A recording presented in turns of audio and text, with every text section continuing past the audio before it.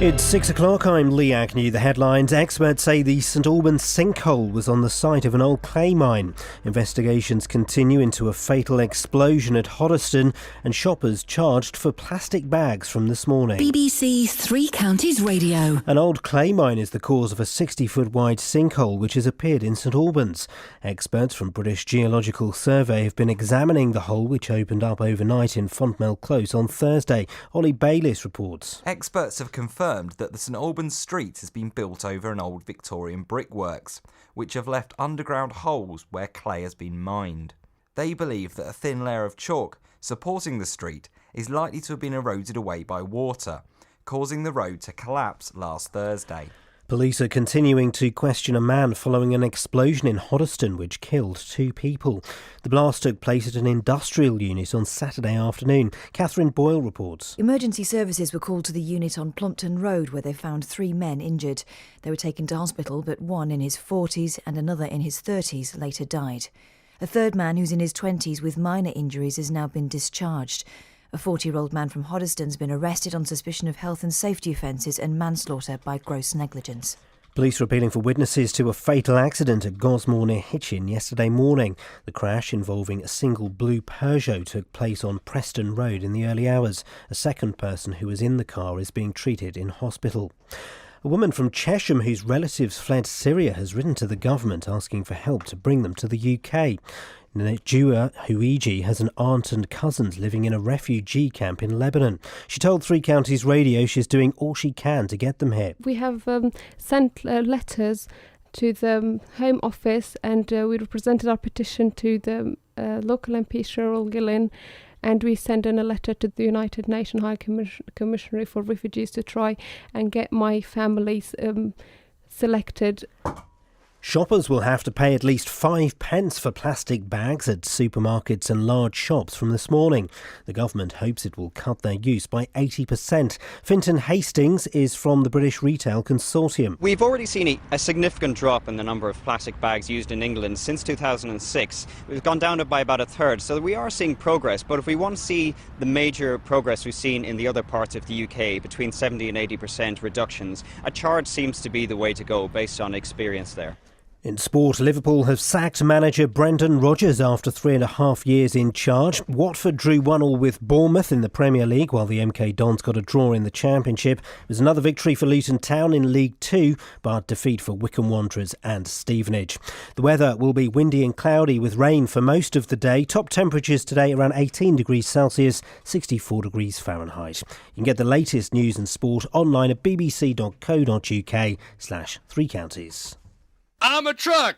I'm a truck.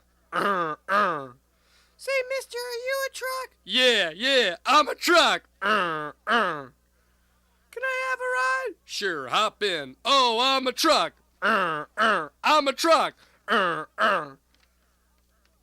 Say, mister, you ride good. Mind if I turn on the radio? Go ahead.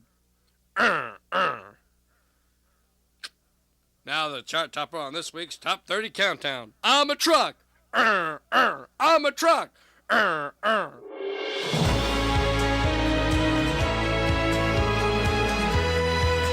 Morning. Iain Lee, BBC Three Counties Radio. I come to a wounded, nay, a dying studio. Nothing works, dear listener, nothing works. It's only cost you, let me just hang on a second, £25 million of your licence fee to pay for this. The one that was built with Lego works better than this. Nothing's working. Apart from me, twice as hard as usual. Busy show this morning. The question on everyone's lips is, what have you put your hand in that you'd rather you didn't? Across beds, hearts and bucks. This is BBC Three Counties Radio. That's the question on everybody's lips. I'll tell you why, he said as he frantically fiddled with his iPod. And now there's an echo in here as well. Fun times. Can you hear the echo? Is it just me hearing an echo? It's just you. Okay, right. Well, that makes it all the better. So this weekend, the downstairs toilet, luxury, 2 dumpers. No, you don't do that downstairs. That's the rule of my house. you don't. No, you don't. I'll tell you why. Because there's a window out onto the world. Okay, frosted glass. Yeah. You can see through frosted glass. Yes, you can. You may not be able to see exact measurements and girth, but you can see bits and pieces. You can certainly see a man pull down his trousers and sit down for 5 or 10 minutes. God, how long is this window? Normally it's just a little tiny one at the top. Oh, it's the full McCoy. Wow. It's the full McCoy. So you're a picture window. It's not even a phrase. But the boys like to. And anyway. It was blocked, okay? It's been blocked all weekend, and I was kind of had a list of things to do, and one of those things to... You sure you can't hear that dull echo? No. Flip this! One of the things to do was to unblock this toilet, and it was. I'm going to turn those off. There we go. Is that what it's doing? Hang on a second, let me talk. Yeah, that was what I was doing. For some reason, those speakers are doing something they shouldn't do. There's a surprise. I look forward to it being fixed once I've left. So I had to... Right up to the top. The water was right up to the top. And you'll get this, Shags. Yeah. There were stools floating around. Oh. I mean, it was full on. Train spotting. I did it with a toilet brush. But all that did was ruin a toilet brush. That went in the bin. Couldn't use marigolds because marigolds only just go past your wrist. They would have filled up. Ugh. It would have filled up. So I had to just go. Yeah. Sleeve rolled up to the shoulder, arm down there, and I was making a fist. Because I had no plunger. You're right, I'm not going to say it, but that's what I was doing. I had no plunger, so I had to create a vacuum. Wow. I learnt this technique. Things you've learnt from Hollywood superstars. I learnt this technique of unblocking a toilet from, ladies and gentlemen, Mr. Mahoney himself from the Police Academy movies. Steve Guttenberg taught me this. Steve Guttenberg, in a Japanese restaurant, taught me how to unblock a toilet using just my fist. And I did. You make a fist, you make sure it fills the gap, and you let's use the word punch. I was punching a toilet to try and extract faeces. Good morning. I hope you're enjoying your breakfast. Haters gonna hate. And it took 15 minutes. Good And I grief. could smell it. I was breathing it. It was disgusting. 15 minutes. But, ladies and gentlemen, I did it. James Herriot, right there. I remember the scene. That was a cow, though, not a toilet. Well, still a pipe. 03459 455 555. What? Oh, Jen, sod off. I just go, Jen. Do you know what, Jen? I'm blocking your texts. Go Bye-bye. away. You're a horrible, nasty little woman. So that was Saturday. This morning, I dropped, and I'm sorry to go on a lavatorial bench so early on, but I did a wee-wee in the toilet. It was a toilet that had been full of wee-wee all night. Go a couple of times. I'm an old man. And I had my watch between my teeth as I was urinating. And I felt my mouth stumble and it went in there. Why were you holding your watch in your mouth? How are you going to tell the time that way? Well, anyway, suffice to say, my hand went straight in there. I thought nothing of it. No. 03459 455 555. What have you put your hand in that you'd rather you not? Oh, and Dealey's back from the brink of death.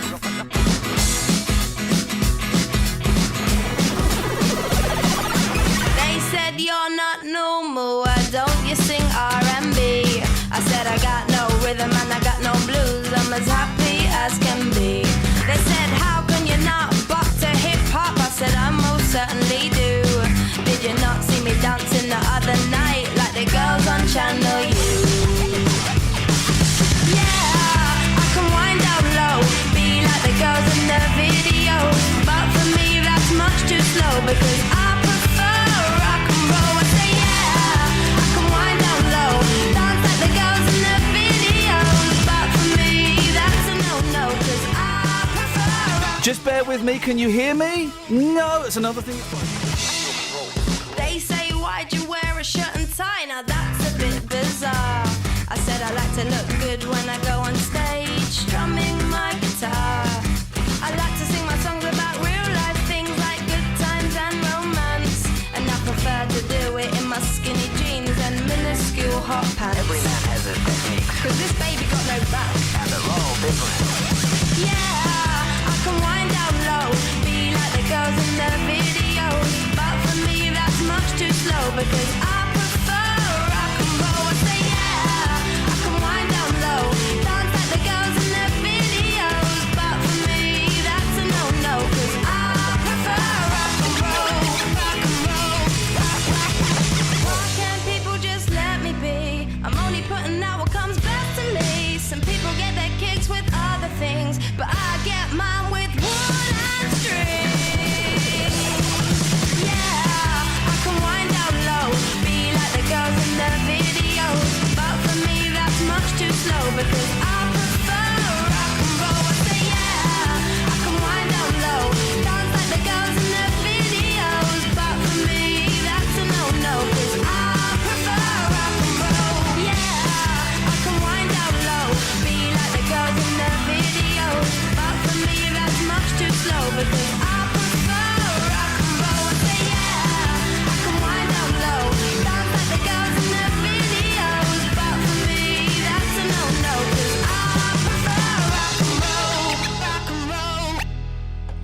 Morning, guys. Iain Lee, BBC Three Counties Radio, 03459 455 555. He's back from... He's stared death in the face, and Justin Dealey is back.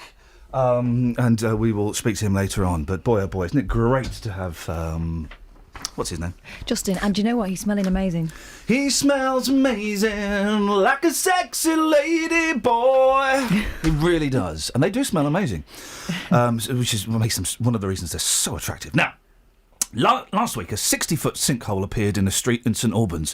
Police are looking into it. Guys, anybody? Yeah, it was a good one. I mean, but come on, that really... It was excellent. Let's just try that on Shags. Shags? Yeah. I don't know if you heard this story. No. Last week, a 60-foot sinkhole appeared in a street in St Albans. Police are looking into it. Yeah. Yeah. Wow, I mean, that's just... let's try that again. Let's hang on, let me just try this with the audience. The audience are queuing up outside. Let's usher them in and let's see what they have to say. OK, audience, are you ready? Last week, a 60-foot sinkhole appeared in a street in St Albans. Police are looking into it. Wow, tough crowd. Tough crowd. It's early. It's early. And Steve Boothby and Wendy Rowe are leading those guys. We've worked out why, though. Turns out that Fontmell Close was built over a Victorian brickworks with clay pits left unfilled. Catherine Boyle has got more. Catherine, you have been looking into this. Oh, guys, come on. Yeah. Around 1:30am on Thursday morning, this 60-foot wide crater opened up in Fontmell Close in St Albans. Yes. 10 metres deep. Appeared in the road, meaning that it happened in the road so that no houses collapsed. So that was good news. Phew. However, it did cut off their water, gas and electricity supplies for more than 50 properties. The people who were evacuated to a nearby community centre were told it could take weeks before they can get home. A whisper in the office is that we've been speaking to the British Geological Survey about it. Is that true? The whisper's correct. What have they said? They've been looking into this since Thursday. Oh, they like it when you do it. Thank you. Thank you. Unbelievable. Thank you. All right. They're saying that these houses, which were built in the 1970s, have been built on top of an old brickworks, which date back to Victorian times, and the underground holes where clay has been mined has just been covered over. Oh. Geologists believe that a relatively thin layer of chalk was all that was supporting the road, and this is likely to have eroded by water from a burst drain or a leaking pipe, which is why the road collapsed in such a dramatic fashion. We've also been told that the sinkhole is not actually a sinkhole. A giant hole is caused by man-made factors. It's technically called a crown hole rather than a sinkhole. Let's get this right. It's a crown hole. The hole is crowning. The hole is not sinking. No, which is formed naturally a sinkhole. So what's happening with this? Remind me of the term? Crown hole. What's happening with this crown hole? Well, on Friday, 77,000 litres of quick-drying concrete were poured into this crown hole to try to stabilise it. And they're not playing games here. No. A further 100,000 litres of concrete was poured in on Saturday and was left to set yesterday. And Herts County Councils tell us that today a further 100,000 litres of foam concrete brought in by lorries, in case you were wondering, will be poured in. They're hopeful that later this week that utility services will be restored to much of the street, although they say it will still be weeks before people can return to their homes directly around that crown hole. You had a question, right? And I'm assuming that we know this, what with us having spoken to what I'm now calling the BGS, the Big Friendly Giant, British Geological Survey. Are there other holes in that street? There might well be. Well, no, hang on. Is that there might well be, or there are? They're saying that it was built over brickworks and there are more than one. You're surmising. You're surmising. Are you surmising? I am. You're shrugging. Ask Shags, because Shags looked at the original map. Hey, Shaggy. Hello. Oh, Shaggy. What you gonna do, Shaggy? Are there more holes? Are there more? No. Are there more brickwork mines? There are more brickwork mines. Basically, it's that whole area. He's using his finger to draw a hole, just to help you guys. I can't remember the name of the area. It's St been a long weekend. St Albans is built over a giant clay pit. North St Albans, there are a couple of brickworks. One which is directly underneath Fontmell Close. There's another one to the west of it, but there's only a couple there. So are you saying that there are definitely going to be more crown holes this week opening up? I'm not saying that. Because that would be terrifying if you were. The Geological Survey want to look at what's been going on, and I know the University of Hertfordshire are going to be looking at the surrounding area as well. Thank you very much indeed, Shaggy. Much appreciated. 03459 455 555. Travel news for beds, cards and bugs. BBC Three Counties Radio.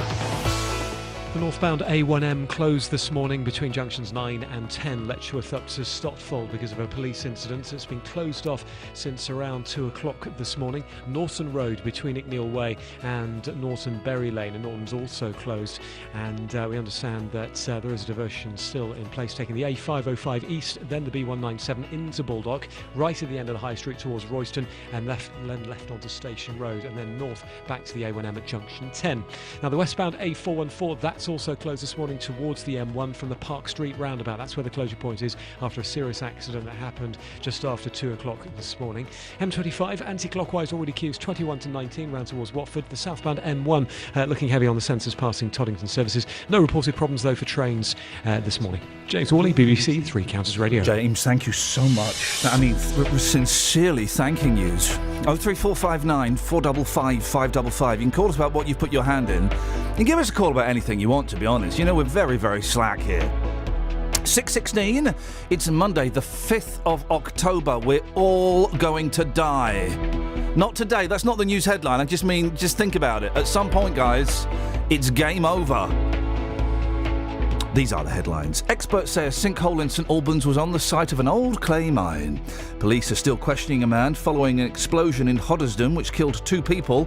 And all large shops will begin charging for plastic carrier bags from this morning. And that's got to be a good thing, hasn't it? Make yourself happy on BBC One. We've witnessed the highs. The flavour of the peak. No, we're not. Come on, we're not. We don't. Listen, guys. I know we're all one BBC, Catherine, but we don't... Wow. You're right. What? Bake yourself happy. Sounds filthy. No. We're all one BBC, but the day that Paul Hollywood or Claudia Van Winkleman do trails for this show on their shows, then we'll do trails on this show for their shows. I don't think they need our help. They don't need... Listen, if we don't play the trail for... I thought the Bake Off had finished. No. I thought the controversial Muslim woman had won, and the other woman didn't win because she didn't, quote Daily Mail, make a chocolate mosque. No. That's an actual Daily Mail thing. It's outrageous, isn't it? Maybe if she made a chocolate mosque, she would have stood a better chance. Maybe if she hadn't muffed up repeatedly, she'd have been all right. What have you muffed up repeatedly? 03459 455 555. So the Bake Off still goes on? Yeah. No. On this, listen, they're not going to lose. What that gets? What, like 12 million viewers or something? About a bazillion, yeah. They don't need us. What they need, of course, is a track from the first Gene Simmons solo album, and that's what they're going to get. This.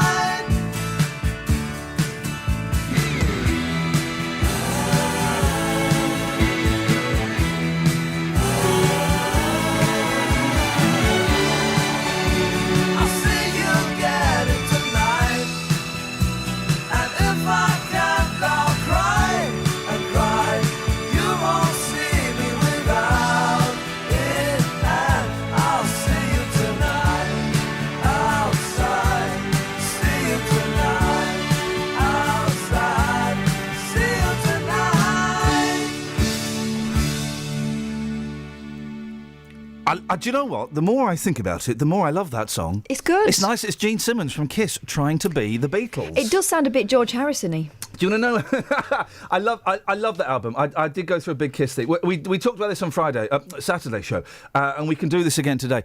Great moments in rock. And I'll tell you why that's a great moment in rock, because Kiss, one of the biggest bands in America at the time, and they're thinking, we want to make more money. We want dollar. We want more dollar. And if we release an album, we're going to get dollar. We want more dollar. And they all went kind of at the same time, I know how to do this.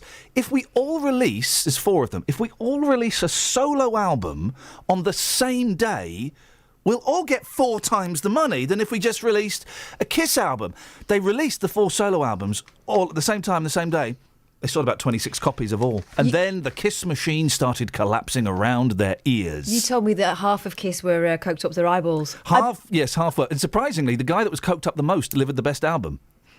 It was his idea, you see. Well, the Gene Simmons album is a treat. This is how because Gene Simmons at the time, Kiss was still a mystery. No one knew what Kiss looked like. They'd never been seen without their makeup, apart from one competition. They did a brilliant competition, right, where there were going to be 10 winners, and the 10 winners won a brown envelope. Okay, brown. This is before Snapchat, guys.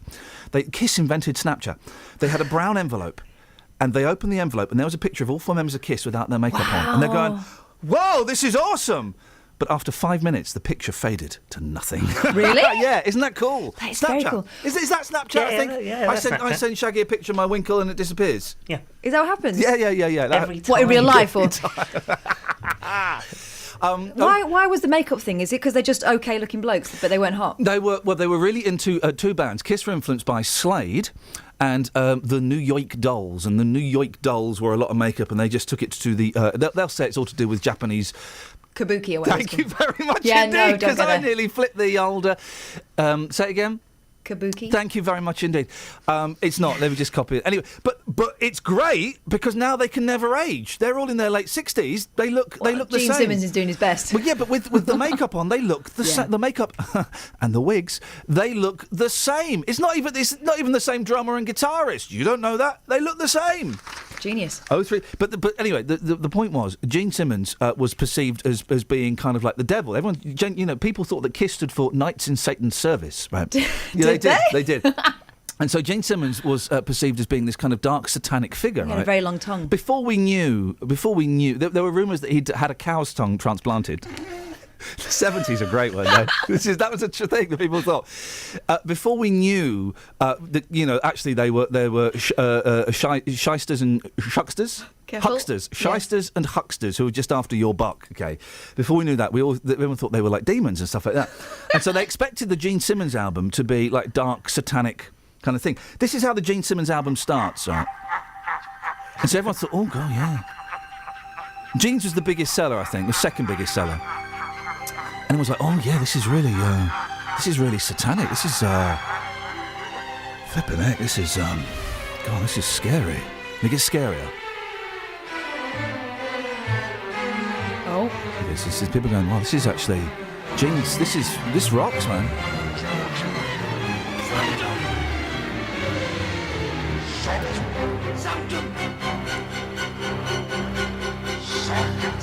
So you put this on and go, flipping it. This is Sanctum. Is it suck?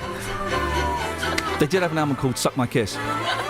So they're going, everyone's going, wow, this is really satanic. This is dark, man. Quick, turn the lights off, draw the pentagram, get the candles lit, and then...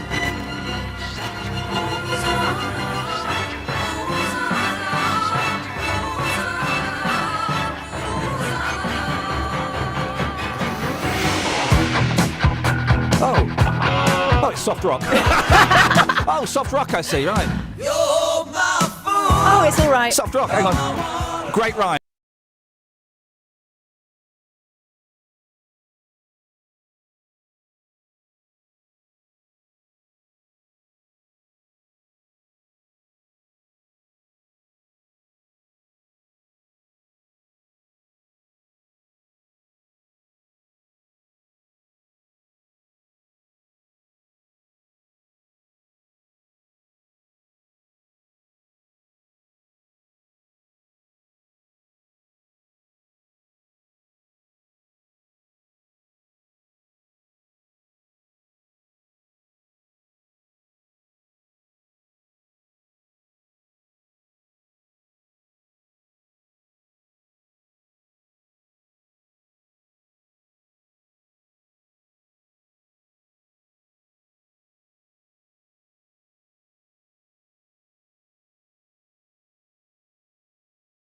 I told you years ago I used to present a very rude show called the 11 o'clock show on television, and I was in hospital and I was in a lot of pain.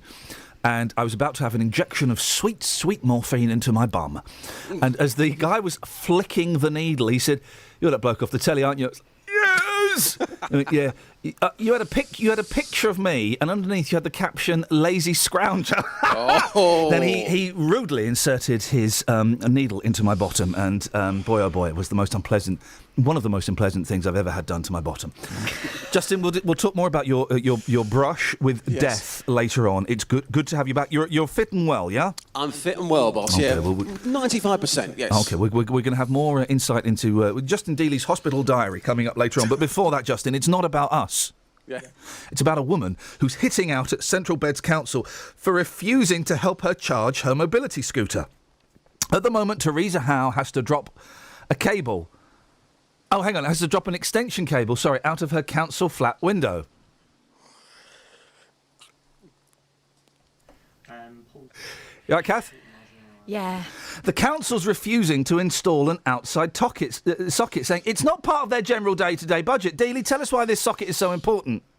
This socket is so important because Teresa has a number of disabilities, which include arthritis, asthma. She lives in a Central Bedfordshire Council property in Dunstable. Now, what she did, she bought a mobility scooter to give herself more independence, to allow her, for argument's sake, to take her dog for a walk. So she keeps this scooter outside the building, and she has to then get up to the stairs to get into the flat. Now, as the council had already installed a stair lift for her and a wet room, which is very, very nice. She just assumed that they would be installing an outside socket to allow her to safely charge her mobility scooter up. Well, at the moment, she has to charge it by running a cable out of her door and through an upstairs window, so she's not happy. We all know what assume makes out of both you and me. What happened when she approached the council then? Well, at first it seemed like things would be straightforward. Central Bedfordshire Council sent out an area maintenance surveyor to look at the situation. He agreed that the method of charging was not appropriate and agreed that an outside socket was the best solution. However, he said that she'd need to get the go-ahead from the council to get one installed. After hearing nothing for a week, she then called the council and they told her that the council couldn't then install the socket. Flip. The Central Beds Council, what have they said? Well, we approached the council 3 days ago for an explanation on this. They haven't given us any comment. We were told that a statement had been written, but their press team couldn't get it signed off. Well, maybe you should do. We do, however, have the letter the council wrote to Teresa confirming that she won't get a socket. It says the council, unfortunately, do not supply sockets for scooters under the general day-to-day budget. Justin, we'll speak more. Could you take it to the street? What have you put your hand in? That yes, you'd rather absolutely. not have, please. Tread delicately. Tread delicately. Justin, great to have you back. We'll speak more in a bit. 03459 455 555. I'd like your thoughts on that one. The council provided a wet room. They've provided loads and loads of things. A charging socket outside? I don't know. I guess we've got an ageing population. It will get used in the future. Why do Asians need it more than others? Ageing. I'm so sorry. These headphones are not particularly clear this morning. 03459 455 555. Travel news for beds, cards and bugs. BBC Three Counties Radio. Number of problems already this morning. The northbound A1M closed between junctions 9 and 10, Letchworth to Stopfold with a police incident. It's been closed off since earlier this morning at around 2 o'clock. The closure went in and there is a diversion in place. A414 south of St Albans, now it's closed westbound from the Park Street roundabout up to the M1 for accident investigation work. There's a diversion south down the A405 and then back onto the M1 from junction 6. Now the anti-clockwise M25 is partially blocked at 20. There's an accident at the Kings Langley turn-off. Thanks to Paul for his update. Queues from 21 already, so worse than usual obviously on that anti-clockwise M25, and trains looking good, no reported problems. James Worley, BBC Three Counties Radio. Across beds, hearts and bugs. This is BBC Three Counties Radio.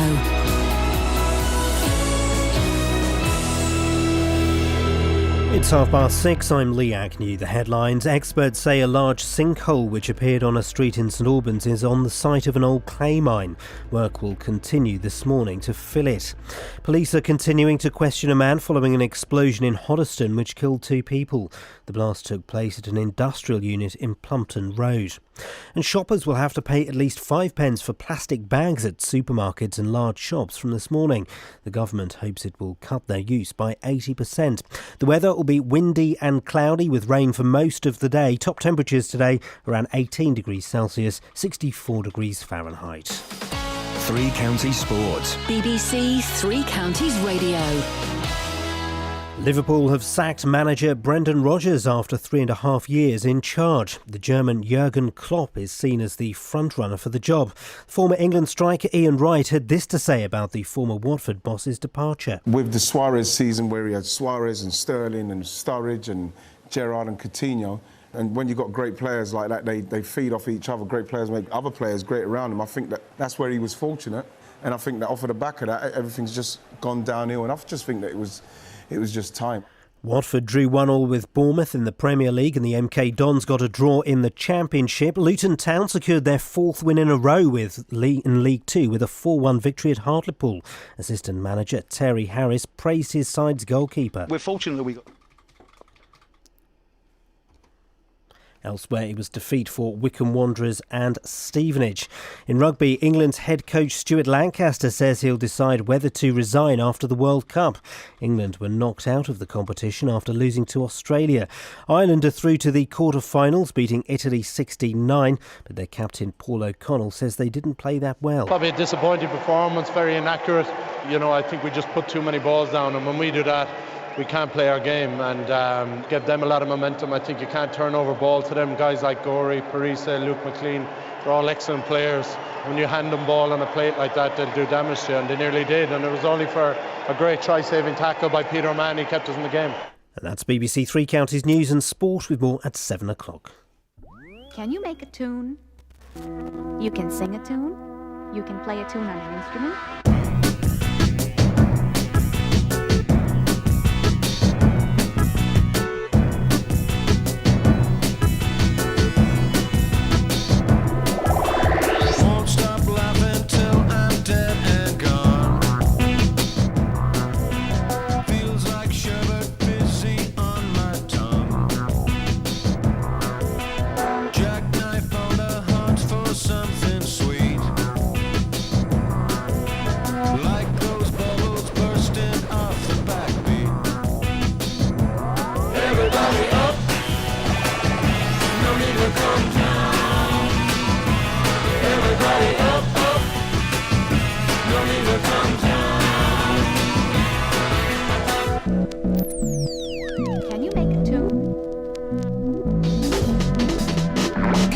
Smiling every time I come.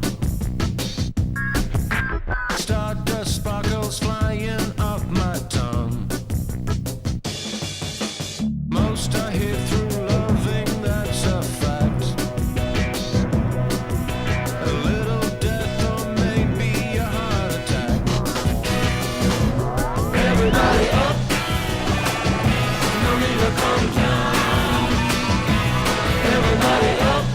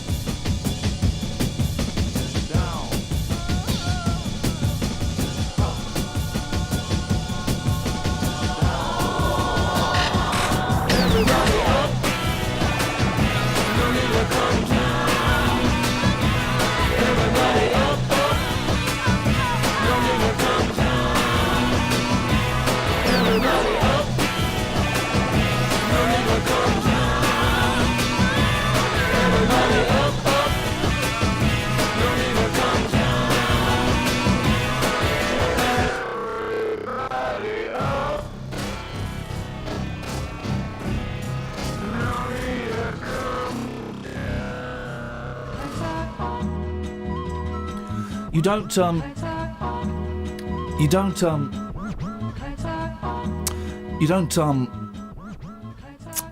have enough songs these days where they mess around with the speed, where they slow it down and when they speed it up. They'll come back. I hope so, guys. If there are any young disc jockeys out there and you're creating music in your bedroom, like Daniel Bedingfield did, he didn't. No, he didn't create that song in his bedroom. What was his song? Not the ballad. What was the ballsy one? What was the one that balls? Gotta get through this. I gotta get through this. I gotta get through this. I gotta get through this. I've gotta fit a sis. I've gotta fit a sis. But that bloke, the wheelchair guy, Wowzers, gosh. Who sang Get Down, Get Down, that one. He did that in his bedroom, didn't he? Let me just check with... Can I just check something with Shags? Is that right? Yeah. You're right just to wait for just one second. Can I put you on hold? Yeah.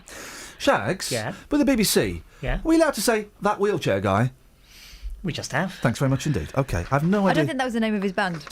Okay, we can... ladies and gentlemen, thank you, Catherine. You stumbled on today's other phone-in. Pop stars in wheelchairs. Mm-hmm. I can think of a few. Dave Grohl, Foo Fighters. Oh, yeah, but he's only temporarily No, in it don't one. matter. It don't matter.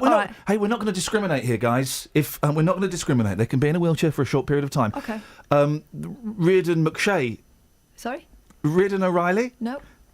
Reardon O'Deirdre from the Cranberries. Oh, Dolores O'Riordan. That's the fella. She famously did Top of the Pops in a wheelchair. Yeah.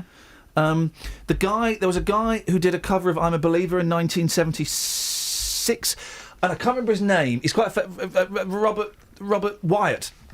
And he has a terrible version of I'm a Believer, but he had quite a big hit with it. And he was on Top of the Pops, and he turned up in the wheelchair, and they went, "Oh, blimey! Well, we've got a nice stool for you to sit on." He said, "Well, why?" He said, "We don't want to see the wheelchair; it'll put people off." Not showbiz enough. It's not showbiz enough. What do they want? Spokey dokies? 03459 455 555. It's genuinely a good one. There's another guy. I think he died. I've got one of his albums, and for years I had a tape of one of his albums, and I thought this is a really avant-garde album because it had like loads of kind of backwards radio playing throughout the whole album. Turns out my sister had just taped it on cheap tape. So what was on the other side? It bled through. Guys, the singer-songwriter Michael Stipe used to rave about him. Gosh, this is like a conversation with my mum. What's his name? Not Elliot Gould. No, he was in The Devil and Max Devlin. Vic Chestnut. Oh, you've never heard Vic Chestnut? No. You've never... Oh, you'd like Vic Chestnut. You reckon? You would like Vic Chestnut. I mean... okay, hang on a second. Hang on once. Oh, no, I cannot play you Vic Chestnut, I'm afraid. Why? Because I... Oh, here we go. Oh. Can't play the one I wanted to play. But imagine this with backward radio through it. Listen to it. Here comes the voice. Listen to the voice. Oh. Yeah. Oh, Vic.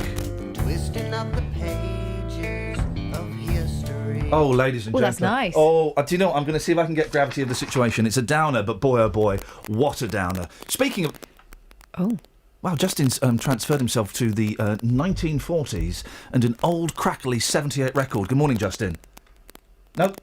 There's no Justin there. There's no Justin there. We'll get Justin... he's over there. Sorry, I'm just going back to an old thing that says on my screen. 03459 455 555. Pop stars in wheelchairs, please, if you'd be so bold. Oh, and by the way, if you've ever seen a pop star injure themselves, ideally by falling off of a stage. No, I've only seen Paul Simon break a nail. And that was a big palaver. Wowzers. Yeah. Paul you had to go and get Simon? it stuck back on. Paul Simon. Paul Simon, broke my nail. When was that? In Boots? No, it was at the National Exhibition Centre in Birmingham. The Birmingham NEC. My mum, my Auntie Sandra and me went to see the Rhythm of the Saints tour. Oh no, that rubbish. That rubbish. Yeah, it was good. And then afterwards we lost the car and we had to go up to the man, one of the stewards, and say, we can't find our car. And he said to my mum, where have you come from? And she went, well, Manchester originally. He said, no, what direction?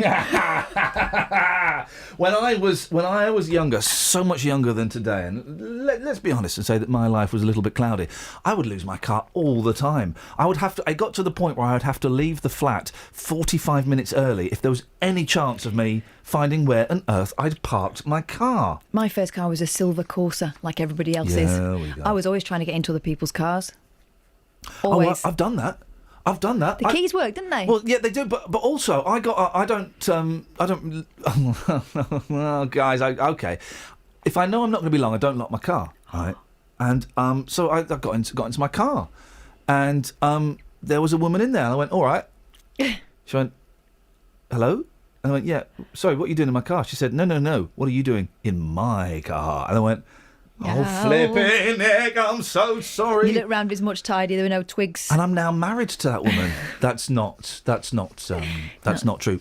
Once my divorce comes through, I'm going to marry that woman. You should. She's got a good car. She's got a great car. It's like yours, but clean. Makes life so much easier. Now, Mary Berry. Yes. Do you know my favourite thing about Mary Berry? Berries? The way she says layers. She doesn't say layers, she says les. Les. My friends were at a very, very posh wedding. Girlfriend from a long time ago. She wasn't very posh. It was a very, very posh wedding, and they went off for a wander through the grounds and the grinds. The grinds, and they came back and they got a bit lost, and they saw someone who was there, and they said, "Sorry, we've got a bit lost. Where is the wedding party?" And they said, "It's over there by the jazz." Sorry, the jazz. And they went, the jazz? The jazz? What jazz? The jazz! Talking about chairs. Oh. Talking about chairs. Aren't they funny? Can't you? I mean, these posh people. Anyway, Mary Berry. I mean, she's wrong on this. Mary Berry. She may eat decadent pastries and sponges for a living. She doesn't. She cooks. She nibbles them. She nibbles them? She nibbles. You said nibbles? Right. You know Greg Wallace has got a massive spoon? Has he? Yeah. I've heard that rumour. He's got a massive spoon. Whenever he's tasting something, he gets it's almost a ladle, right? And he almost detaches his jaw to get it down his neck. Honestly. This is going to be the toughest 15 minutes of your life, he says to his next wife, as they embark on another short marriage. I made myself laugh. The difference is with Mère Bear that she only just sort of nibbles the end of things, rather than, necks it. Anyway, that was my observation. People say she's hot. She's not. Anyway, she's... Do they? Yeah. She's like in the top 10 FHM... Grannies, you... Gilf. No. You don't want somebody who's judging cakes to be large, or else people will say, look what happens when you eat cake. She's basically saying you shouldn't be a fat cook. That's incorrect data. I want to see a fat cook. I want fat cooks. It's like when I get my hair cut, I want someone who's got rubbish hair to cut my... The worse hair they've got, the better their haircut's going to be. Yeah, because all their experimentationalism is on their own head. You want a fat cook because they enjoy their food, right? If they're thin, you're thinking, what's wrong with it? Oh, they know what's in it. If you've got a nice hairdresser with a lovely hair, you think, exactly, she knows what she's doing. No, I want... no. You want a scruff bag? Ladies and gentlemen, I'm right on this, aren't I? I'm right on this. If you get the best haircuts from the people who have the worst hair themselves. That's a fact. Travel news for beds, cards and bugs. BBC Three Counties Radio. The northbound A1M is currently closed between junctions 9 and 10, Letchworth to Baldock, after an accident that happened earlier on this morning, or an incident that was ongoing earlier. Police, we understand, have left the scene, so hopefully highways will be in the process of reopening shortly, but at the moment we understand it's still closed. M25 anti-clockwise, slow moving, approaching junction 20 Kings Langley. That's because of an accident involving about 5 cars in the outside lane. There's a queue from 21A, and the M1 very heavy southbound passing Toddington services. Delays also in patches south of Luton down onto the M25 this morning. The A414, that's closed south of St Albans. It's closed westbound from the Park Street roundabout all the way up to the M1 for accidents investigation works. The diversion route, the A405 North Albleton, looking very heavy southbound towards the M25 on the speed sensors. No reported problems finally on the trains this morning. James Worley, BBC Three Counties Radio. Thank you, James. Thank you very much indeed. Weather coming up, but before that, these are the news headlines on BBC Three Counties Radio. Experts say a sinkhole in St Albans was on the site of an old clay mine. Police are still questioning a man following an explosion in Hoddesdon which killed 2 people, and all large shops will begin charging for plastic carrier bags from this morning. Good. Beds, hearts and bucks weather. BBC Three Counties Radio. complete contrast to last week's weather, I'm afraid. We've lost our high pressure and we've got a little bit of a low pressure moving through. So some rain this morning, some light patchy rain, followed by some heavier, more persistent rain through the afternoon. Quite strong winds as well, so it's going to be noticeably wetter and noticeably windier. But the temperature stays similar, 18 Celsius, so it is actually going to feel quite mild despite all that wind and rain. Overnight stays breezy. The rain pushes north and eastwards. Behind it, some heavy showers, minimum 13 Celsius, so the temperature's not actually dropping too far. A mild start tomorrow. We've got some heavy thundery showers pushing through. The wind a little bit lighter, so these showers are going to be slow moving, so it means we could get quite a lot of rain in them. But again, temperatures up to 19 Celsius, and that's your forecast. Very much, Kate. On Inside Out, we find out how councils across the East want to use new powers to restrict what we do in public spaces. They're allowed to change the laws to what they see fit and ban what they see fit, which doesn't seem right to me.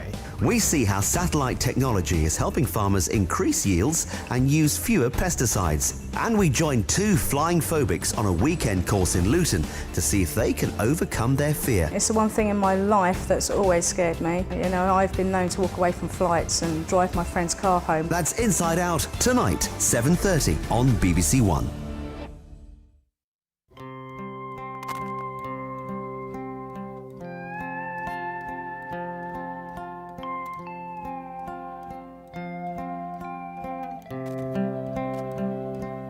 Well, we blew past the army motorcade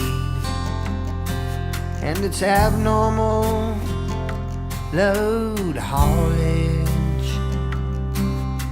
The gravity of the situation came on us like a bit of new knowledge.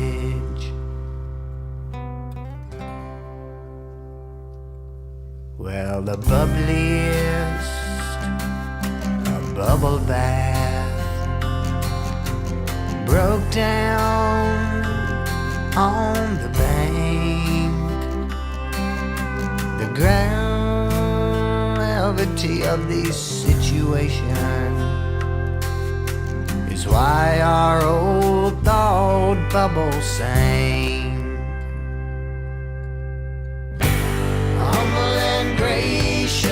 The gravity of the situation, humble and gracious. The gravity of the situation, humble and gracious. The gravity of the situation, humble and gracious. The gravity of the situation, the gravity of the situation.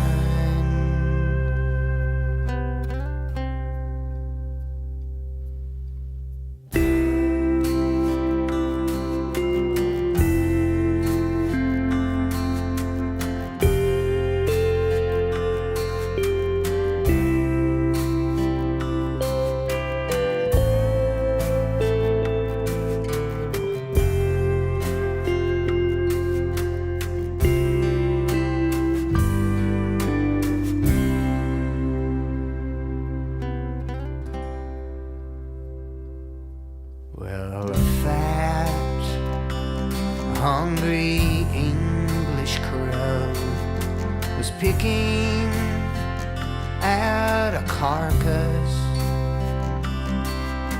The gravity of the situation is hard to focus and harness.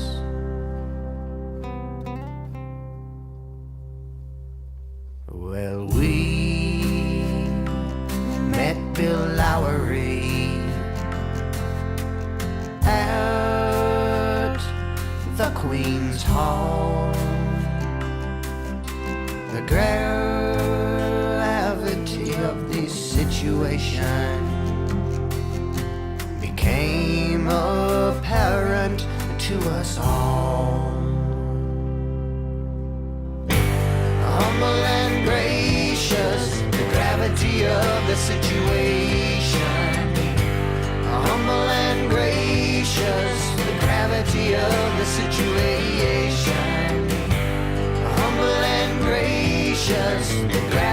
gravity of the situation. Humble and gracious, the gravity of the situation. The gravity of the situation.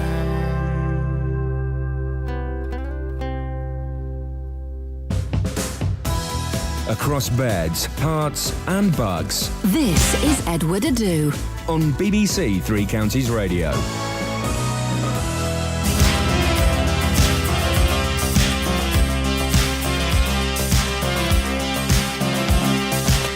We can dance if we want to, we can leave your friends behind. Cause your friends don't dance, and if they don't dance, well they're no friends of mine. See, we can go where we want to, places they will never find. And we can act like we come from out of this world, leave the real one far behind. We can dance.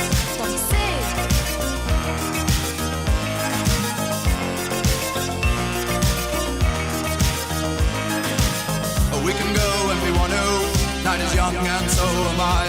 And we can dress real neat from our hearts to our feet and surprise them with a victory cry. Say, we can act if we want to, if we don't nobody will. And you can act real rude and totally removed, and I can act like an imbecile. And say, we can dance, everything's out of control. We can dance, we're doing it from pole to pole. We can dance, everybody look at your hands. We can dance, everybody's taking the chance. Safe to dance, oh it's safe to dance. Yes, it's safe to dance.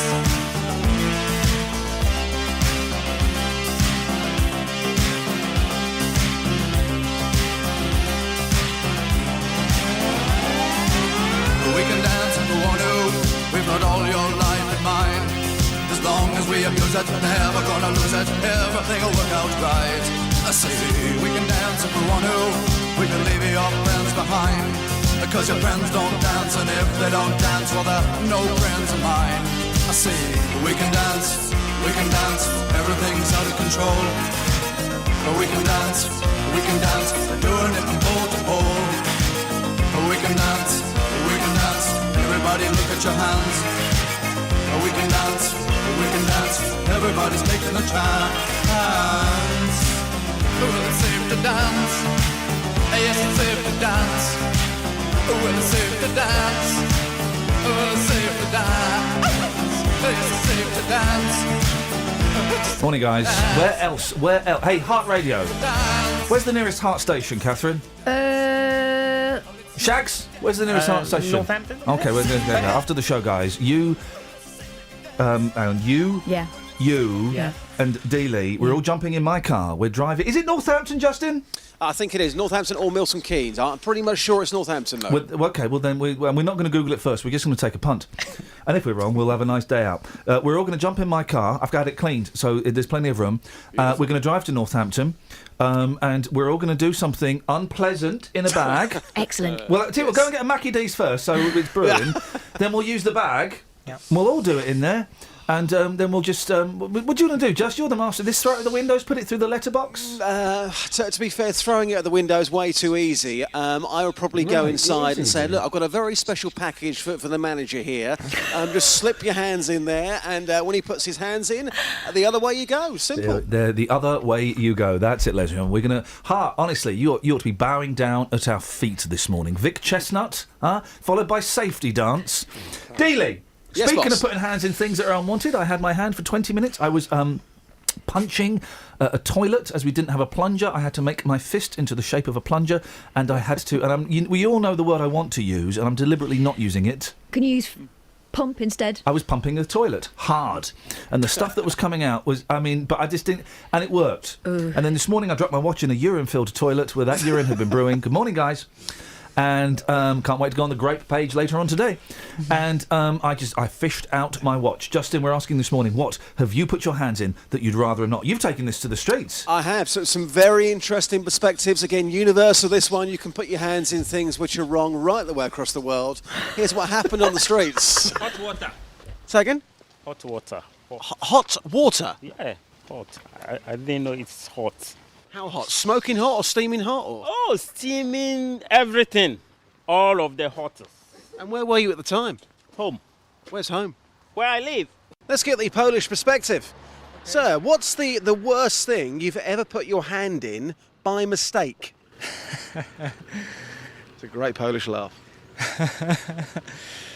A bin. What happened?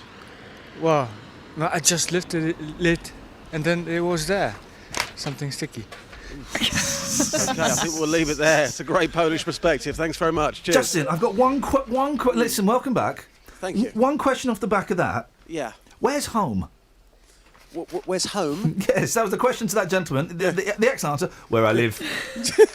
Yes. Where's home? Where I live.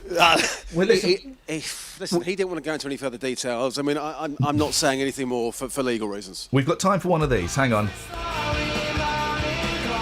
We've got time for one of these. I read a headline out that's got very difficult to describe a story. I've got. I don't know which one to go with. Oh, okay, we'll go with this one. Brownie nosing. Oh. Brownie nosing. Shags, you're... Shags is on the phone. The system that allows me to communicate to the team outside isn't working today, Justin. There's a surprise. So we'll start with you, Justin. Brownie nosing. What the hell is the story? Is this got something to do with oh goodness me, right, okay. Has this got something to do with a group of brownies who went to some sort of cake factory and they played a game of who could smell the cake? That would be news. That would be news. I don't know. He says it as though he actually plays a game. Okay, Christmas is coming. Smell my cake. Okay, guys. Mum, put the blindfold on. We're going to play Who Can Smell the Cake. All right, then. What about a group of brownies who had to smell cakes for 24 hours and they'd broken a world record? That would be news. How can you measure that? Oh, I've missed this. Incorrect data. It is to do with cakes. Right. Brownie nosing, I know, Catherine. I know. Someone bit into a delicious brownie and found a mouse's nose in there. No, it's not. And Justin's would be more newsworthy than this. Brownie nosing. 1 in 10 people buy cake for their boss to butter them up, hoping to get a pay rise. And guess who says it? Greg's. You're both close. Mr. Kipling! Mr. Kipling! Thank you, Dealey! Travel news for beds, cards and bugs. BBC Three Counties Radio. Well, long delays on the M25 this morning, approaching junction 20. There was an accident earlier. Motorway was blocked for a short while. It is now open. All the cars, the 5 cars we understand involved, are on the hard shoulder. There's a queue, though, from junction 22. Long delays on the anti-clockwise M25 this morning. Not helped by the fact that the A414 is closed, westbound from the Park Street roundabout all the way up to the M1 for accident investigation works. James Woolley, BBC Three Counties Radio. James, thank you very much indeed. Excellently done. I didn't give you much time and you crammed it all in. Thank you very much indeed. Story of my life. 03459 455 555. Rock stars in wheelchairs, and wherever you put your hand where you'd rather you didn't. Local and vocal across beds, hearts and bucks. This is BBC Three Counties Radio.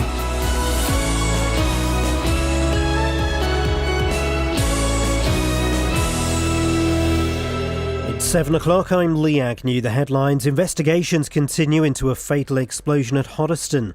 The St Albans sinkhole was on the site of an old clay mine, and shoppers charged for plastic bags from this morning. BBC Three Counties Radio.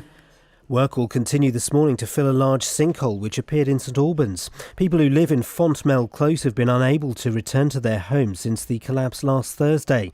Dr Tim Sands, an expert in geology at the University of Hertfordshire, wants to find out the extent of the problem in the city. What I'd like to do is find out, the cause of it, whether it is an old mine or whether it's a natural solution feature. And that's interesting because we can then perhaps use that information to find out elsewhere in the area where there might be further potential sinkholes. Police are continuing to question a man following an explosion in Hoddesdon which killed 2 people. The blast took place at an industrial unit on Saturday afternoon. Catherine Boyle reports. Emergency services were called to the unit on Plumpton Road where they found 3 men injured. They were taken to hospital, but one in his 40s and another in his 30s later died. A third man who's in his 20s with minor injuries has now been discharged. A 40-year-old man from Hoddesdon's been arrested on suspicion of health and safety offences and manslaughter by gross negligence. Police are appealing for witnesses to a fatal accident at Gosmore near Hitchin yesterday morning.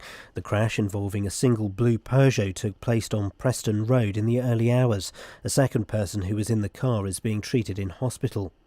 A woman from Chesham whose relatives fled Syria has written to the government asking for help to bring them to the UK.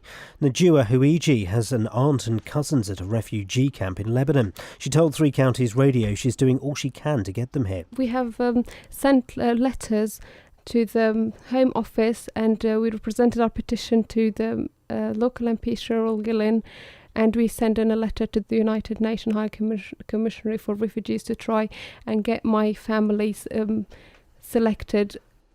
Shoppers will have to pay 5 pence for a disposable plastic bag from all large shops from today. The government hopes it will cut their use by 80%. Samantha Harding from Break the Bag Habit says the charge has been effective elsewhere. People in England will behave very similarly to the people in Wales and Scotland and Northern Ireland. And Scotland actually introduced a scheme most recently up there, and within 6 months they saw that 80% reduction in usage. So I think people very quickly get used to thinking, actually, I will take my own bag. In sport, Liverpool have sacked manager Brendan Rodgers after 3.5 years in charge. Watford drew 1-1 with Bournemouth in the Premier League, while the MK Dons got a draw in the Championship. It was another victory for Luton Town in League 2, but defeat for Wycombe Wanderers and Stevenage. The weather will be windy and cloudy with rain today. Top temperatures around 18 degrees Celsius, 64 degrees Fahrenheit. You can get the latest news and sport online at bbc.co.uk/Three Counties. No, I totally disagree with sex with a robot. Morning, guys. Am I the only person in Christendom who thinks that the 5p... Well, first of all, the 5p on a plastic bag, right?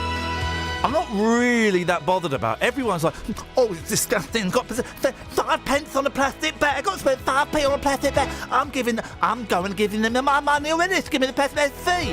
Everybody's got their knickers in a twist and is furious, right? I'm not that bothered, but I'm erring on the side of it's probably a good thing. At most, and this is a very rare occasion, it's going to cost me 25 pence. But I'm spending a fortune in Tesco's and Sainsbury's. It's not fair to get it's my human rights to get the bag. All these bloody police coming over here, it's my right to get a plastic bag. You know what? People are dying and stuff. There's important stuff to get your knickers in a twist about. It's just... We've all got a drawer full of plastic bags in the kitchen. It's generally the second, sometimes the third drawer down. You want string, you want dead batteries, you want plastic bags, you go to the second drawer down in the kitchen. They're there. Use those ones for free and then keep using them. And then when you go shopping, put them in your pocket. I don't want to carry plastic bags in my pocket. My granddad didn't fight in the war just so that we'd have to pay 5p on plastic bags. People are getting so angry about it. I'm not that bothered. I'm genuinely not that bothered, but I'm erring on the side of... Well, OK, I'm erring on the side of it's a good thing, and I've just realised why I think it's quite a good thing. I ain't going to save the planet, because China are building a new coal factory every week. Sorry. And, so it's not going to save the planet, but... It's winding up a load of people that... So actually, that's why it's a good reason. It's winding up narrow-minded numpties. You know an extra reason why it won't save the planet? Yeah. Which means I've got to buy bin bags. Yeah, we've got to buy bin bags. But yeah, it'll be a good reminder to take me bags for life. I've got loads of bags for life that I never use. Pointless. By the way, have I been on Celebrity Pointless yet? Has that happened? 03459 455 555. Can someone... Here's what we're going to do, OK? Because I'm sure... Everybody's going to be doing this. I bet Ferraris, everyone's going to do this today. It's outrageous that we've got to pay 5 pence back. It's not outrageous. Why should you get it for free? OK, two questions I'd love you to answer, OK? Why should you get your plastic bags for free? And why do you think they're kind of the same question?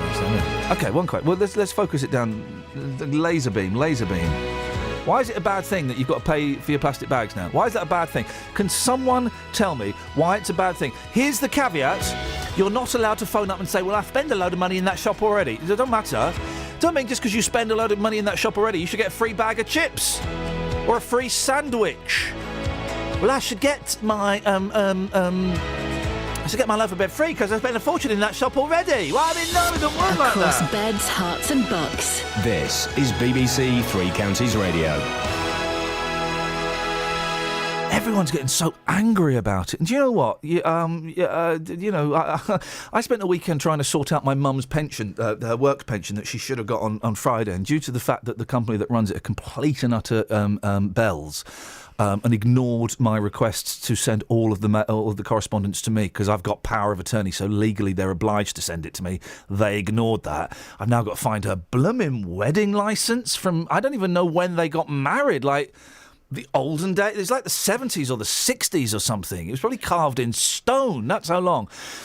I've got to get my mum's wedding licence to get her the money that she's been paying. It's her money. She's been paying that money in for the last 30 years. It's her money. Just give it to her. Right? That's important. People are dying. Right? That's important. You might have someone in your home who's dying. Right? That's important. 5 pence on a plastic bag. I mean, it's one of those things. If I was a conspiracy theorist, and I will be when I get older, when I've got the time to actually watch all of those documentaries, those homemade documentaries on YouTube, and go on forums, I will become a conspiracy theorist. But if I were one now, I would doff my tinfoil hat and say, it's a distraction technique. Well, let's look at the smaller stories in the paper. What are the government trying to hide from us today? I bet they've set off a nuclear bomb in Taiwan or something. We might know about that. Well, would we? We wouldn't, because we're thinking about plastic bags. It's like Paul Daniels. Paul Daniels is a great metaphor for the government, right? Because while he's tickling Debbie McGee, no. While he's using his wand on Debbie McGee, no. While he's doing a fantastic card trick with the left hand, with the right hand, he's killing a puppy. I haven't seen that trick. Well, you wouldn't see it. You wouldn't see it because you're looking at the card trick. The number of puppies that Paul Daniels has killed. I think we can legally say that. Let's just go to our legal correspondent. Shags? Thanks very much indeed. 03459 455 555 is the telephone number. If you want to give us a call. Explain to me why you think you should get free plastic bags and why it's such a big deal. It's not a big deal, guys. Trust me. Try and convince me otherwise. The other thing is, people are going to start talking about, for years I've been a customer at that shop and it's a tradition. It's not. Actually, in the olden days, you didn't get a plastic bag. You took your own basket. You took your old shopping trolley. Evan Tartan shopping trolley. Marx's have been charging for ages, haven't they? Marx's have been charging for years, I think. But Marx's are still doing all right. You know, they're still doing all right. Tell you what Marx's would do better. Here's the thing they need to bring back, and they got rid of it about 25 years ago, and I won't step foot into St Michael's unless they bring this back, right? It sounds horrible. It's beautiful. Cheese and apple sandwich. Boom. Simple. Brown bread, grated cheese, tiny little slices of apple. Sweet. It was sweet. They stopped doing that. And the bacon fingers. They were like fish fingers, but bacon. What? That sounds disgusting. No, it don't. Let's go to Shags. Shags? That does sound disgusting. Right, you're fired. Salty. Sorry. That's a yellow card. Yeah. Too salty, man. Well, but Shags, he is very, very salty. Very salty. And that's the problem, but I just can't stop licking that guy. He's very Moorish. An old clay mine is the cause of the 60-foot wide crown hole. That's the proper term. It's not a think hole. Get knotted. In St Albans. That's according to the British Geological Survey, who've been examining the hole, which opened up overnight in Fontmell Close on Thursday. They've confirmed that the street has been built over old Victorian brickworks with unfilled excavations. Well, from the British Geological Survey, we've got Peter Hobbs joining us this morning. Morning, Peter. Good morning. Thank you very much. So, listen, I come at this knowing nothing. Are there old maps that kind of tell you what's underground? Well, there are maps showing the excavations for the brickworks. We've had a look through them, and they do match up very closely with the appearance, with the location of the sinkhole, yes.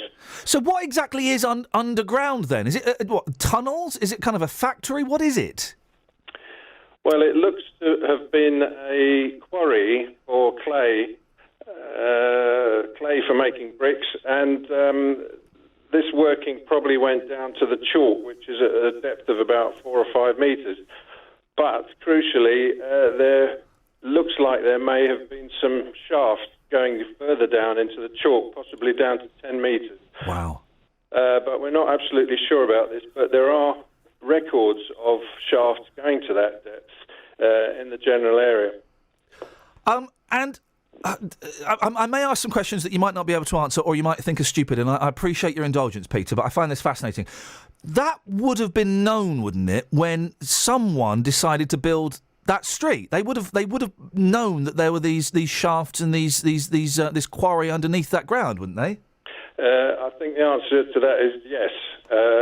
They would have known. I think probably the knowledge of these things has gradually diminished over the years, and somehow this knowledge has become lost in some circles anyway.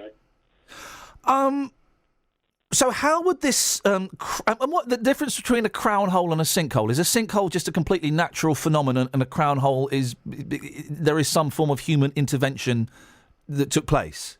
I think that's a pretty good summary of it, yes. I think really sinkhole is a more understood term, so Right. we tended to use the term sinkhole. OK. How would this have happened then? What would have caused... These houses have been there for quite a while. What would have caused, in your opinion, this hole to have opened up now?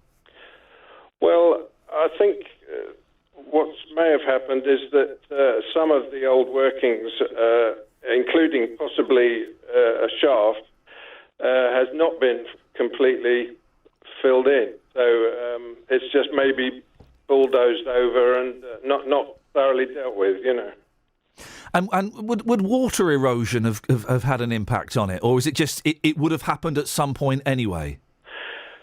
Water does play a major part in these events, and it could be something to do with the levels of the water table, because the chalk which underlies this site is soluble, and acid rain tends to work on this in a fairly slow manner, but with time these holes can be enlarged and eventually collapse. You've, if I'm right, Peter, you've seen the maps for the area. Are there other people who should be desperately trying to put their houses on the market and getting out as soon as possible? Is there more? Are there more chances of more of these holes appearing? Well, I can't say that there aren't chances of further holes, but I don't think there's need for panic. I think whilst the general area is affected, and there will be other streets affected by it, there should be investigations now to see how far the workings went, and also are there any other voids in the area underlying building. Peter, I really appreciate your insight into this. Thank you. Peter Hobbs from the British Geological Survey. I'm sorry, Catherine, but the whole... And boy, oh boy, he was genuinely fascinating. I love stuff like that. I love it. But all the way through that, all I had in my head was the...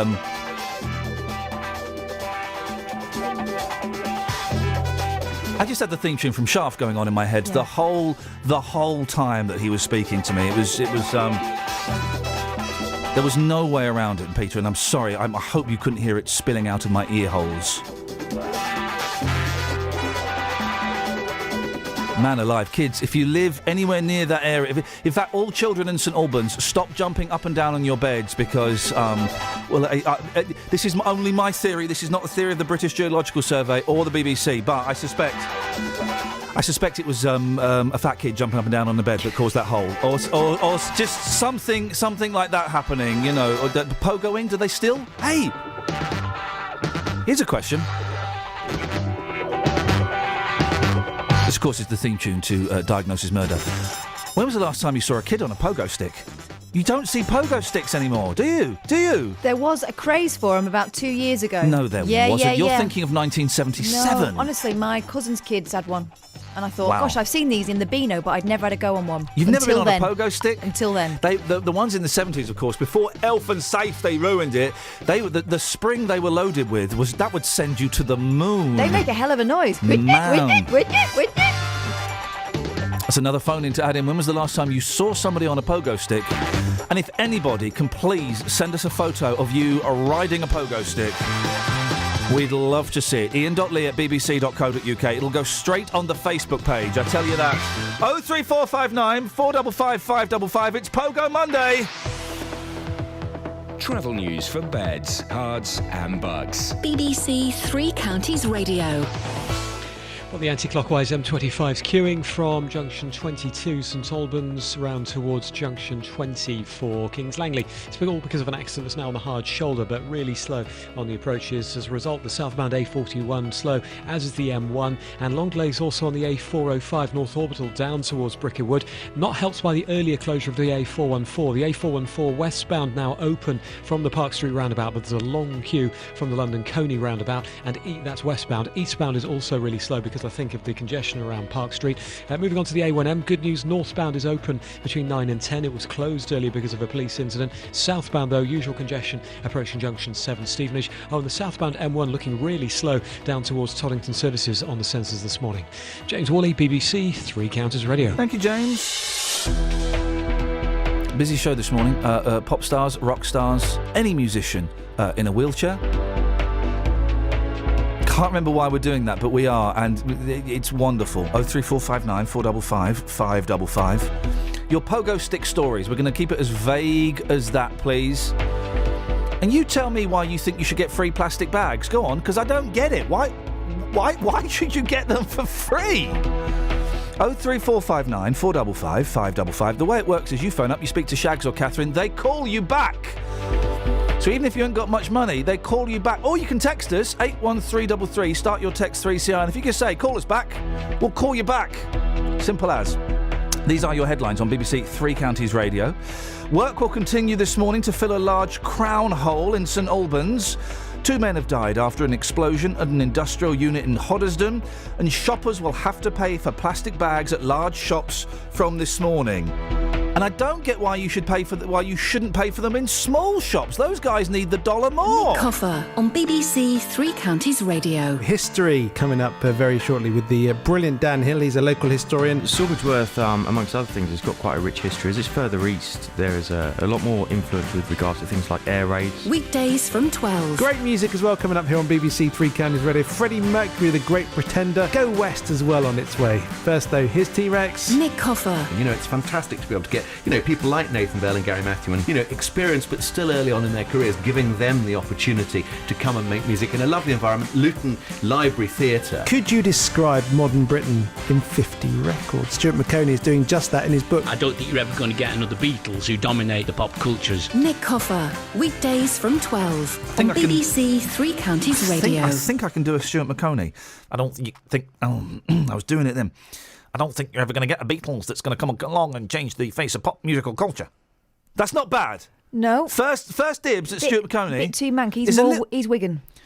I don't think... oh no. Yeah, hang on a second. I've just hit the travel bed. We've set off the travel alarms. Means we're going to have, do something worthwhile. No, it means we're going to have loads of people listening to me trying to do a Stuart McConey. Let's just, if we get the Nick Coffer thing, we'll just have that playing in the background there. When we get, I don't think you're ever going to get 50 Beatles bands ever together. Local history. That's me. I've lost it now. Right, let's wait for Stuart McConey. We're all going to have a go at Stuart McConey. A lot more influence with regards to things like air raids. Weekdays from 12. Great music as well coming up here on BBC Three Counties Radio. Freddie Mercury, The Great Pretender. Go West as well on its way. First, though, here's T-Rex. Nick Coffer. It's fantastic to be able to get, people... it's fantastic. You're going to get people who are going to want to do experience, this guy. but still... Just saying this guy's not famous. Giving them the opportunity to come and make music in a lovely environment, Luton Library Theatre. Could you describe modern Britain in 50 records? Stuart McConey is doing just that in his book. I don't think you're ever going to get another Beatles who dominate the pop culture. I don't think you're ever going to get another Beatles who dominated the pop culture. I don't think you're ever. It's very nasally. I don't think you're ever going to get another Beatles that are dominant. It's very nasally. I'm making my mouth very small. Oh, by the way, I thought this would be a fun game to play. How small can you make your mouth? Tiny. Yeah, I know. Try it, Shags. Lift your. I can't. It's just too much hair there, mate. I've got no idea what that is. Can you part your moustache? Pull up your moustache. Kath, you pull down his beard. Go do a small mouth. Tiny mouth. No, smaller than that. You have to speak. Honestly, it's such a fun game. I was playing this at the weekend for about an hour, or just by myself. Honestly, I was. It was an hour of me with a mirror. You've got to be able to see the lips. Right. You've got to be able to see at least a portion of lip. I've not got very much lip as it goes. You can always go. You can always go a little bit smaller. Guys, that's your next Periscope right there. Guys, if you wanna call in and no, Peters and Lee weren't in a wheelchairs. No, one was blind, wasn't he? Yeah, and when they split up. That joke my dad used to tell me. Terribly politically incorrect now. If you want to phone up and do a small mouth, the smallest mouth you can, 03459 455 555. I've got to say, they're all great phone-in topics today, aren't they? Everyone a winner. After what can only be described as a car crash on Saturday between 12 and 2. Don't worry, I know how to fix it. We can rebuild it. We have the technology. We're back on fine form this morning. Fine form this morning. I think it's partly... No, it's despite the fact that Shaggy's with us. Welcome. Yeah. Welcome. Some people say it like that, don't they? Welcome. Yeah, Alan Partridge. Oh, okay, right. He says that. That guy. Okay, right. He's not a real guy, you know that. I remember years ago... I've heard him. Years ago, we were watching Alan Partridge. And he was he wasn't as big as he is now, but he was quite big, with my friend Mark Fretwell. I've not seen Mark for years. He was a very sensible, down-to-earth guy. And we were watching it, and he was sat there really quietly, for like 10 minutes. He went, you really surprised me. I said, what was that, Mark? What are you watching this idiot for? I said, huh? It's funny. I said, what are you watching this right-wing idiot for? He's an absolute backside of a man. And we went, oh, you don't know that he's not real, do you? He's a really intelligent bloke, and he did not get that Partridge was not a real person. Because there are plenty of real ones out there. Well, Wally Webb.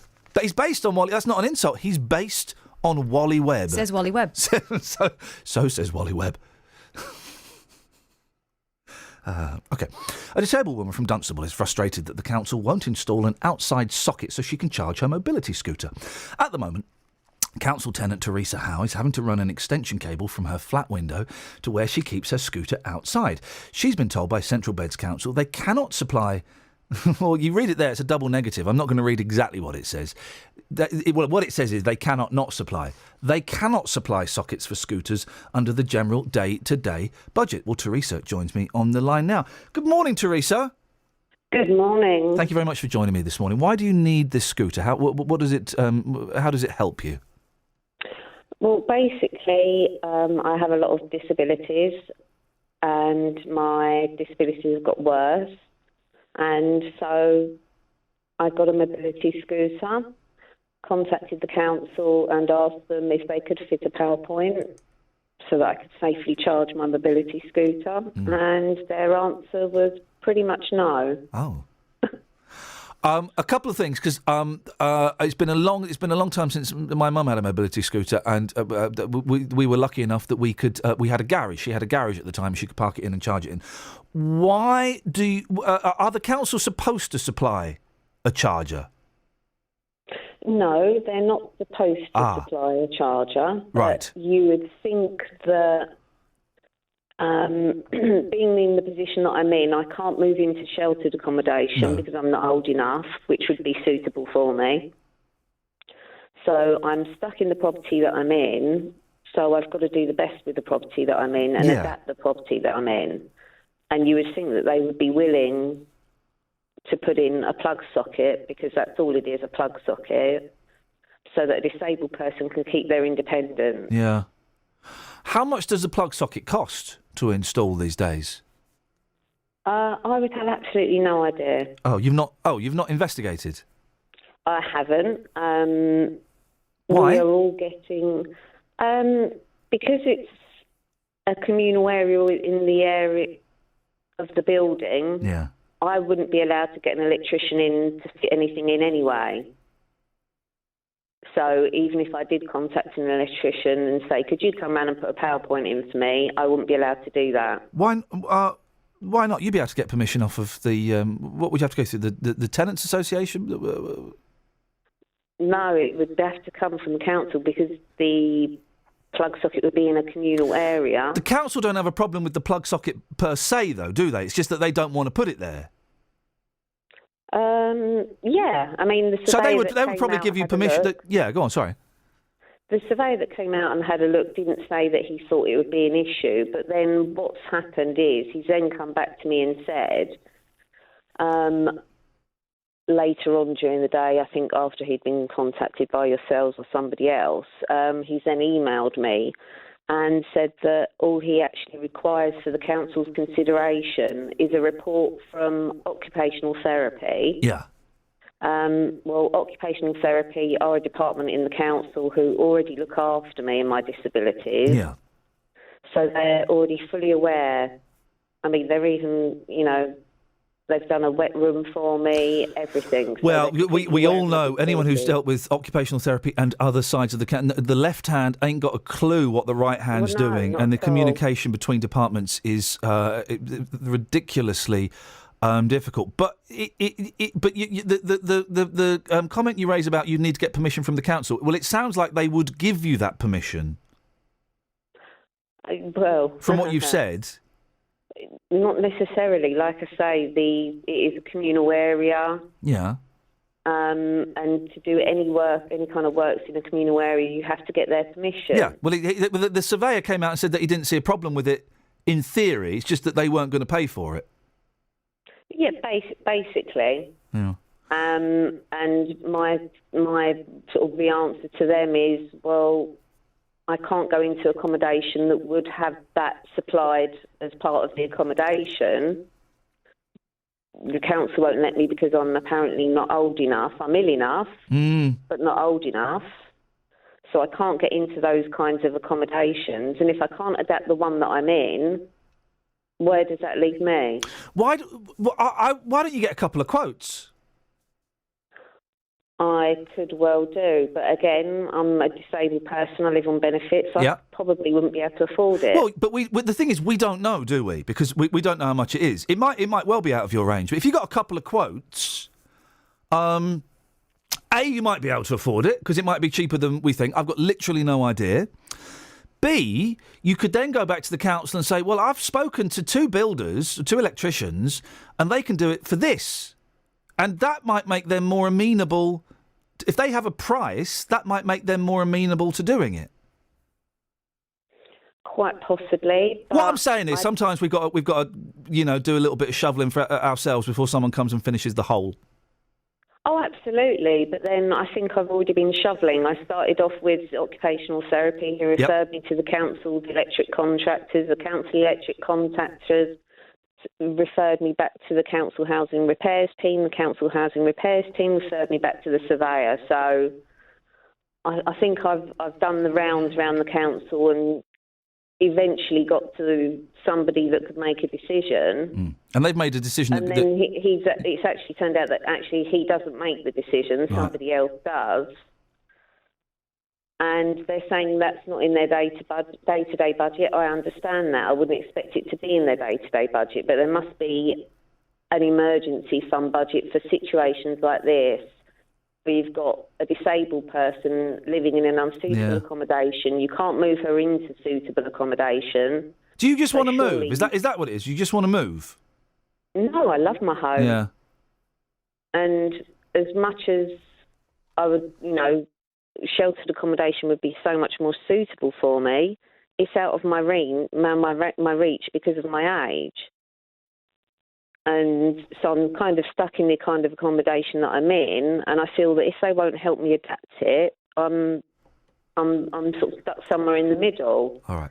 Because Teresa, if I was in a sheltered accommodation, they would do it with no questions. Yeah, and it would ultimately, of course, cost the council more money. Teresa, I wish you the best of luck. I hope you get... bless you, Catherine, not you, Teresa. I wasn't saying that. Catherine sneezing. I hope you get a solution that is that works for everybody. I know how important those scooters can be. I would like your thoughts on that, please. Treading carefully, because I don't want to, is Teresa right to be upset that the council won't provide her with that socket? I think you've got to kind of get a couple of quotes yourself, haven't you? Because we've got literally no idea how much that would cost. It could cost a fortune. It might actually be surprisingly affordable. We don't know. 03459 455 555. Let's get the Trav. Travel news for beds, cards and bugs. BBC Three Counties Radio. Thanks, Ian. Well, the anti-clockwise M25 really slow this morning from junction 22 St Albans round towards 20 for Kings Langley. That's because of an accident that happened earlier on this morning. The motorway's fully open, but delays remain. Anti-clockwise also slowed down towards junction 16, usual congestion for this time of the morning. Because of the earlier closure of the 414 at Park Street, long delays westbound from the London Coney roundabout up towards Park Street, and southbound A405 looking really slow. By the way, the A41, that's really slowed down to the M25 from just east of Bourne End. And the M1, heavy in patches this morning from 13 all the way down to junction 7. Southbound A1M, usual stuff at junction 7, that's the Stevenage exit. And heading on to Stoke Hammond rather, the A4146, we're just being told, partially blocked southbound towards Leighton Buzzard from the Lakes Estate because of an accident. James Worley, BBC, Three Counties Radio. Across beds, hearts and bugs. This is BBC Three Counties Radio.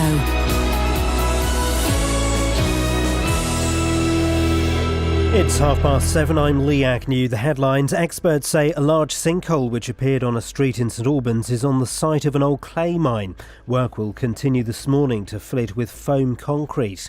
Police are continuing to question a man following an explosion in Hoddesdon which killed 2 people. The blast took place at an industrial unit in Plumpton Road. And shoppers will have to pay at least 5 pence for plastic bags at supermarkets and large shops from this morning. The government hopes it will cut their use by 80%. The weather will be windy and cloudy with rain for most of the day. Top temperatures today around 18 degrees Celsius, 64 degrees Fahrenheit. Three Counties Sport. BBC Three Counties Radio. The owners of Liverpool Football Club are looking for a new manager after the sacking of Brendan Rodgers. The former Borussia Dortmund coach Jurgen Klopp is the frontrunner for the job. But Alan Shearer says Liverpool's poor run of form wasn't all down to the former Watford boss. It's been a massive turnover of players constantly with Liverpool, but for the amount that has been spent, I'm afraid those players really haven't helped Brendan a lot, have they? Watford drew 1-1 with Bournemouth in the Premier League and the MK Dons got a draw in the Championship. Luton Town secured their 4th win in a row in League 2 with a 4-1 victory at Hartlepool. Assistant manager Terry Harris praised his side's goalkeeper. We're fortunate that we got 2 top-class goalkeepers in my eyes at the club and pulled off some very good saves today. You know, we weren't particularly happy with our overall sort of defending really as such. We'll have a look at that. Yeah, I mean, as I said, he was very, very good today, Mark Tyler. Elsewhere, it was defeat for Wycombe Wanderers and Stevenage. In rugby, England's head coach Stuart Lancaster says he'll decide whether to resign after the World Cup. England were knocked out of the competition after losing to Australia. Ireland are through to the quarter-finals, beating Italy 16-9. Fly half Johnny Sexton says it was a hard-fought win. Look, it was a tough game. We knew it was going to be a step up from the sort of previous games we had played. Obviously, the quality of the opposition was much higher than Romania and Canada, and I think Italy had Sergio Parise back, and he makes a massive difference to their team. So, yeah, a lot tougher. We probably needed that type of game, but there's lots of aspects of our game that we need to be better at. And that's BBC Three Counties News and Sport with more at 8 o'clock. Hang on, bear with me. Here it comes. There we go. There we go. Here's a new one. Yes, guys. Raisins come from grapes. People come from apes. I come from Canada. I came in first place in a non-existent race to rebuild the Parthenon. The Parthenon's in Greece, or was it in Greece too? I can't keep my movies straight. When I make mistakes, I use a lot of salt, 'cause salt makes mistakes taste great. I don't want to be a bother, but I think the phone's for you.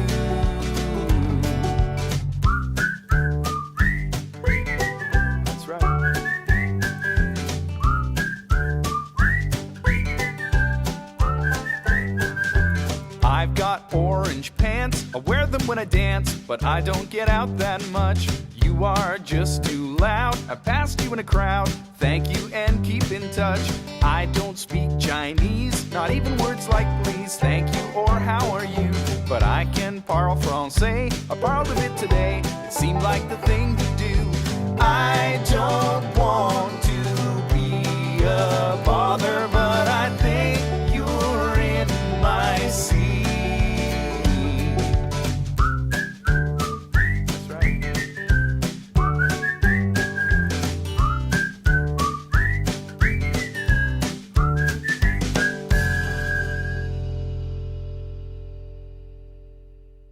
Mary, Mary, what you barking at? Prairie. Sorry? Oh, hello, Mary. You're right, Joy. You're right, Mary. Yes, thank you. Hey, I'm looking out the window. It's 7:36, and it's dark.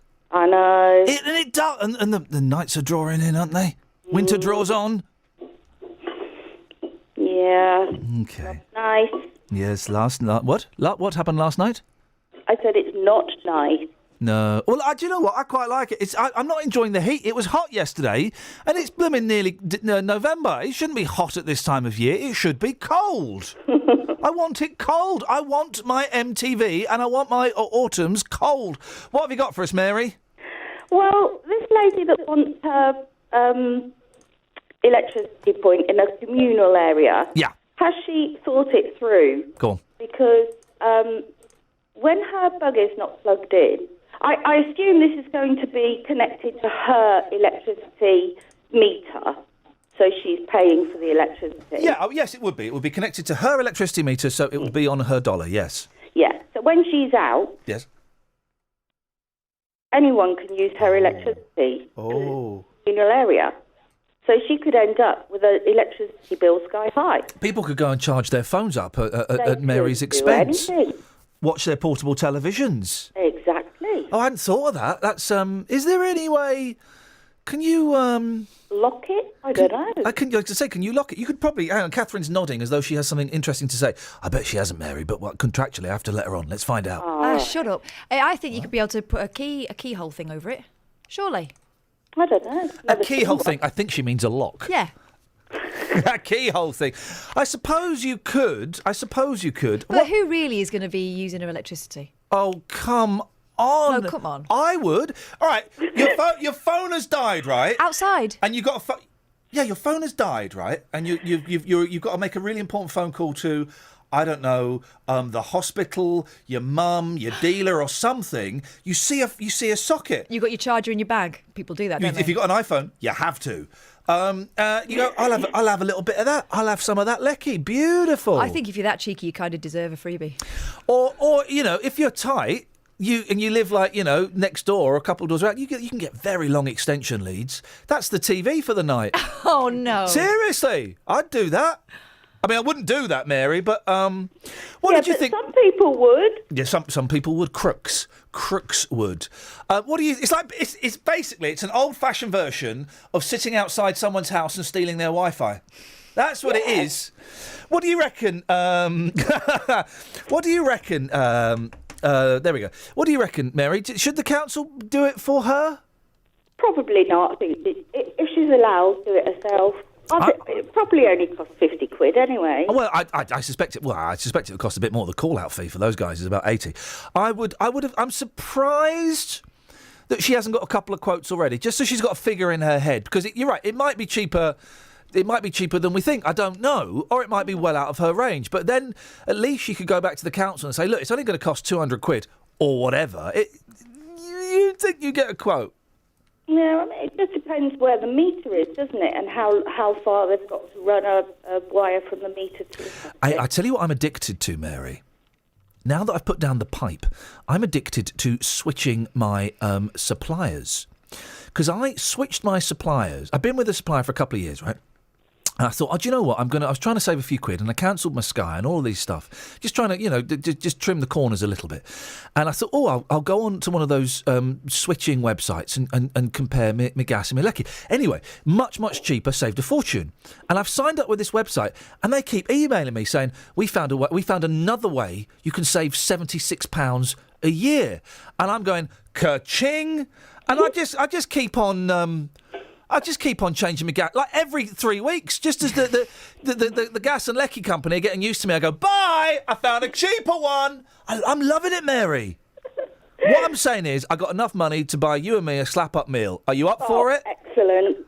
We're coming to Northampton. After we've done something obscene to Heart Radio in Northampton, Mary, I'm going to drop the others off and I'll pop round. Oh, we'll need somewhere to hide. Yeah, under cover of the night, Dennis is in Dunsterbubble. Good morning, Dennis. Good morning. What you got for us, Where love? did this lady store this machine? Inside the house? Why can't she have a plug put by there? No, she stores inside it. the house. I don't know if you listened to the story. She keeps the machine outside the house. Oh, is she? And then she drives down the street. This is the music that plays.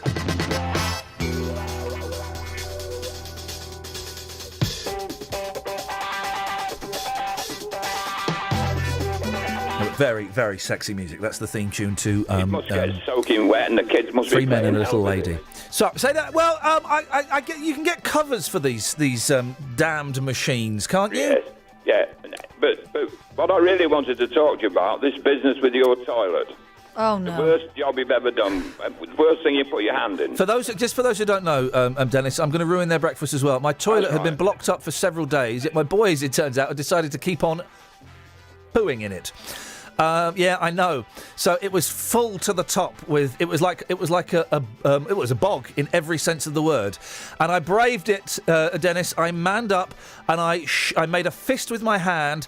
I shoved it into the brown hole and I pumped and I pumped and I pumped for 15 minutes. And every time the water ran away, I had to flush it again so it would fill up with the brown stuff. Touch of the brown. I pumped and I unblocked my toilet by pumping away with my fist. The worst thing you've ever put your hand in, please. 03459 455 555. The worst thing I put my hand in was my wallet to get somebody else to come and do the damn job. Ladies and gentlemen, thank you very much indeed.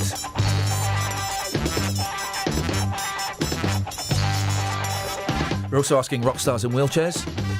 Should the young lady we spoke to be entitled to a free plug from the council? I mean... Oh, and any other bits and pieces you want. 03459 455 555. Oh, and no one has been able this morning to call in and tell me why they should get free plastic bags. From today, in the bigger shops, it's going to cost you 5 pence a bag, yeah? And people are getting their knickers in a twist about it. It's like, first of all, it's not that big a deal, really. I mean, I'm not bothered. Secondly, I'm erring on the side of it's probably a good thing. And I don't know why smaller shops... Well, I do know why smaller shops aren't doing it, because you'll get some drunk plum going, "Hey! I'm buying this packet of fags. Give me a free bag." Tell me why you're entitled to a free bag. And if you're upset by the fact you've got to pay 5 pence a bag, can you tell me why? 03459 455 555. Kath, have we got any texters? Yeah, Go on, we have. Ev says, put it on an isolator switch. I think he's talking about the mobility scooter story. Or the lady herself. We just don't know. Snuffers says, why didn't Iain put his arm in a bin bag before shoving down the U-bend exactly? Oh, no! The bin, put my arm in what? A bin bag. Oh, why didn't I think... Well, because then you get into the thing of he's desperately trying to think why he didn't put it... Hang on, give me a second. They often have holes in the bottom, don't they? Little tiny ones, so you can't suffocate yourself. Listen, and also, it would have involved sellotaping. It was my right arm. It would have involved sellotape. No. Listen, just get in there, deal with it. Boy, oh boy, I did it with both arms as well. Why? I started with my left because I thought, well, this will be easy, and then I realised it wasn't. I needed the purchase of my right fist. I gave that toilet a right hook. I did spend an hour Googling videos on how to unblock a blocked toilet. Gosh, that was close. And I just thought, I'm just going to go for it. I'm just going to go for it. And I did. And do you know what? I felt like a dad. I felt proud of myself. Okay, well, good. Because what you really were was a man on his knees pumping a toilet. Ladies and gentlemen, she's absolutely correct. Travel news for beds, cards and bugs. BBC Three Counties Radio.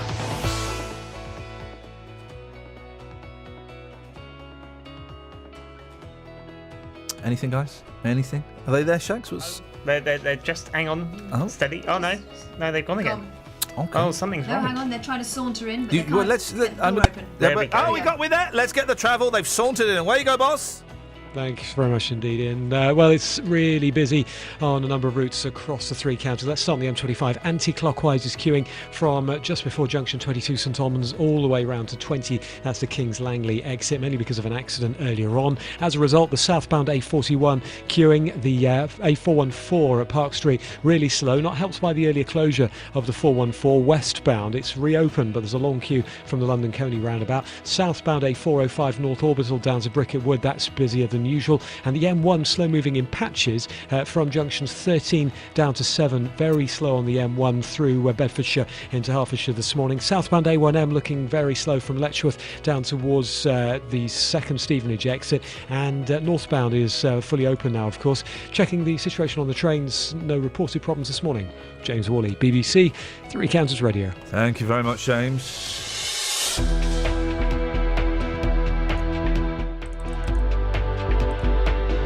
Gosh, anyone think it was me that was late for the travel? I mean, really. Don't worry, we're fine. We'll just cover for you. Right, where are we now? 7:46, it's Monday the 5th of October. I'm Iain Lee. These are your headlines on BBC Three Counties Radio. Work will continue this morning to fill a large crown hole in St Albans. 2 men have died after an explosion at an industrial unit in Hoddesdon, and shoppers will have to pay for plastic bags at large shops from this morning. Let's get the weather. Here's Kate. Beds, Herts and Bucks weather. BBC Three Counties Radio. Good morning. It's a complete contrast to last week's weather. We've lost the high pressure and we'll start to feel that rain arrive shortly. In fact, some little bursts of rain just arriving in parts of Buckinghamshire and Hertfordshire at the moment. But this soon to be replaced by some heavier, more persistent rain, particularly this afternoon.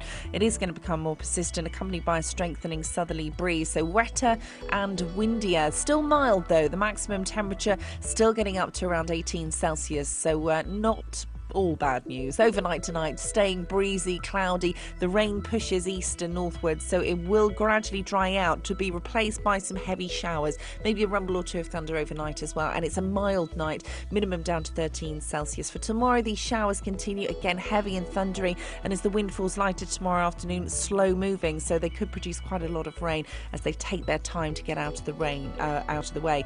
But it is going to stay mild again, 19 Celsius the maximum for Tuesday. That's 66 degrees in Fahrenheit, and that's your forecast. Oh, bring on the rain. Thank you, Kate. Bring on the rain. Every weekday from 3. It's not just about what we bring you. Starting off on the M25, it's particularly heavy moving anti-clockwise. It's also about what you bring us. In the end, I could only eat off my ironing board. Your stories. Every room in the house was climbing over mountains of rubbish. Your humour. There's a reason why you earn the big bucks, you see. That sort of insightful comment is exactly right. Your opinions. Well, the culture's got to change because the police can't do it and the traffic wardens are so busy.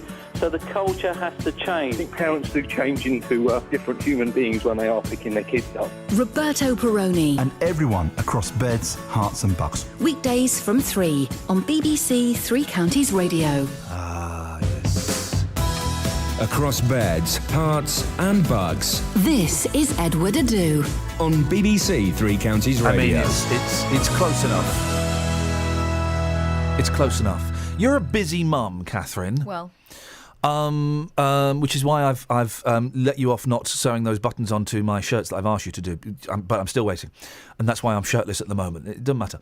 It's very off-putting. 5 pence a bag. Does it bother you? No.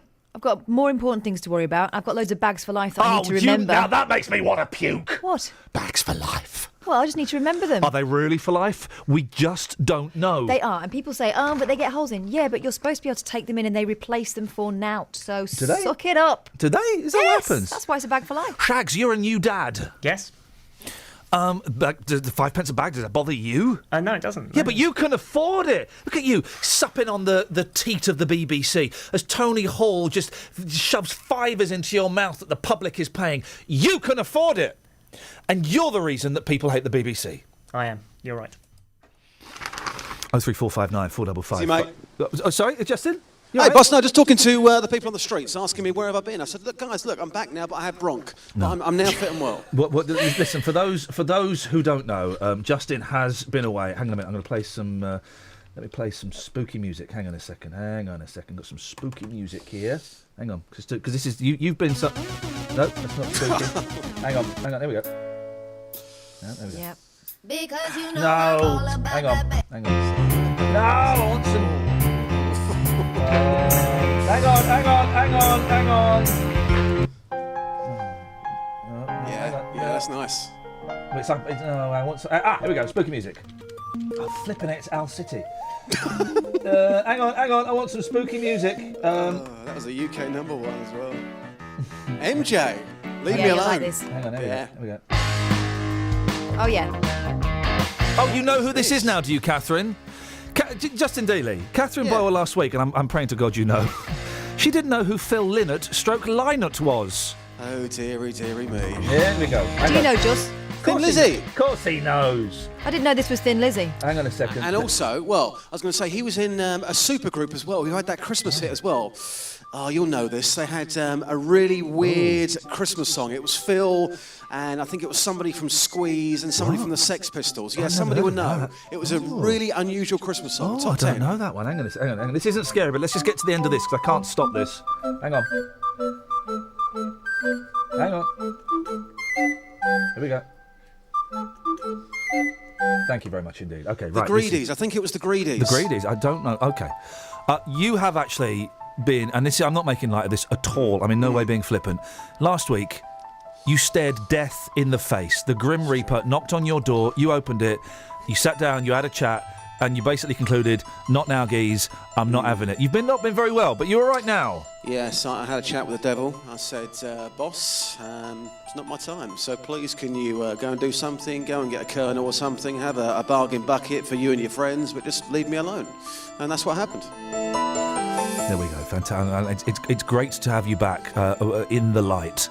Thanks, boss. Thanks a lot. Looking healthy, smelling delightful. I've got to say, your little tush is as cute as it's ever been. It really is. Back at you. Thank you, buddy. I appreciate it. Right, so there's 5 pence shopping bags. Yeah. For the bigger stores today, you're going to have to pay 5 pence per shopping bag. And people are up in arms about it. Rightly so as well. Oh, come on, mate. Why? I'll tell you why, because it's a bit like the parking scenario for me. If you are going to go into a shop, for argument's sake, I don't know, Asda, okay? So if you're going to go into a shop and spend good money in that shop, why should you have to pay for the bag? They should be footing the bill, not you. Okay, well, then you might as well get a free bag of chips. Well, why should you have to pay for the chips? Why should you have to pay for the chips? If you are buying their products, you need something to take their products away with that you've paid for. You should not be paying for that bag. Simple as that. Hang on a minute, Justin. It's called business. You buy some apples, they give you some apples. They don't give you apples and something else. Sort yourself out. Take some responsibility. Shape up. When I used to work in B-Jams, this is how old I am. You wouldn't know about B-Jams, Kath, from Europe North. Of course I do.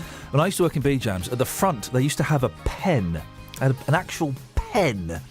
And all of the boxes that we used, that had all the we would put in the front, and people would come and take their boxes. They got rid of it. Do you know why they got rid of it, Justin? Why, boss? It was a fire hazard. Because it was at the front of the shop. Someone was worried that it might cause a fire, and everyone would be trapped in the shop and would be killed in a really horrific political madness gone mad. That's what it is.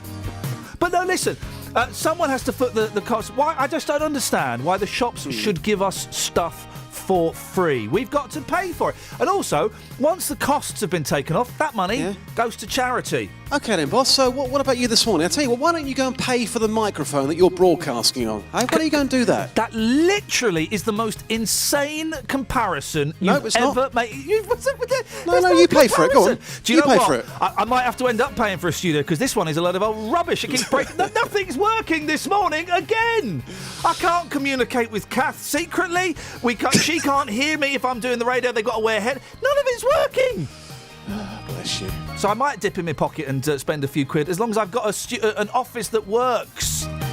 Justin, you're wrong on this one, mate, but you've taken it to the streets. What do people have to say? A lot of people this morning going out getting their shopping had no idea they would have to pay 5 pence for their bags from today, so they weren't particularly happy. Here's what the streets had to say. No, I was not happy. I was not happy. It's not like they've increased the value of the bag or the bags are stronger. They're still as flimsy. They still break, and it's an extra 15p on my shopping. 15p is not much, though. Come on. Yeah, it's still 15p. 15p is a lot. Sometimes if I was to be 15p short on an article, they wouldn't let me take it away, would they? So why shouldn't you have to pay? I think it should be just part of the service. That's what I think. I think, you do your shopping and, your shopping's not cheap. Everything's gone up as it is. Thanks very much, madam. Yeah. 15p. I think you'll get over it eventually. Yeah. But yeah. Go and take a chill pill. Thank you. Well, I suppose they've got to do something, to be honest. And we do all just put our bags in the bin when we get home. So, this might make people think a bit more. So how's it going to make you change then? Because this morning you had no idea. You've now paid 5 pence for your bags, your 2 bags. Yep. How will you change? By recycling them all. So it will make a difference? It will to me, yeah. I've already got some in the boot, but I forgot them. OK, well, there you go. It's an interesting point. Thank you. OK. I don't agree with it personally, because you're already paying money to get the goods from whatever shop you're going to, so why should I have to charge you for bags? And the more money you spend on the more food, the more money you have to spend on bags. You should be rewarded for spending money. Okay, so they should be paying for it, not you then? Well, they should be paying for the bags. They paid for them before. Why all of a sudden have we got to shell out? It's only 5p though, boss. Soon mounts up, doesn't it? OK, cheers. I have no problem with it at all. Yeah. I just take bags with me whenever anyway. How many bags have you got on you now? Just the one. Yeah. What if you had to buy 50 carrier bags though? Why would you? What if you made a big impulsive purchase? Well, then you'd pay for it, wouldn't you? That's only £5.50. That's £2.50. What if it was 100 bags? Well, I wouldn't. Again, it's only £5.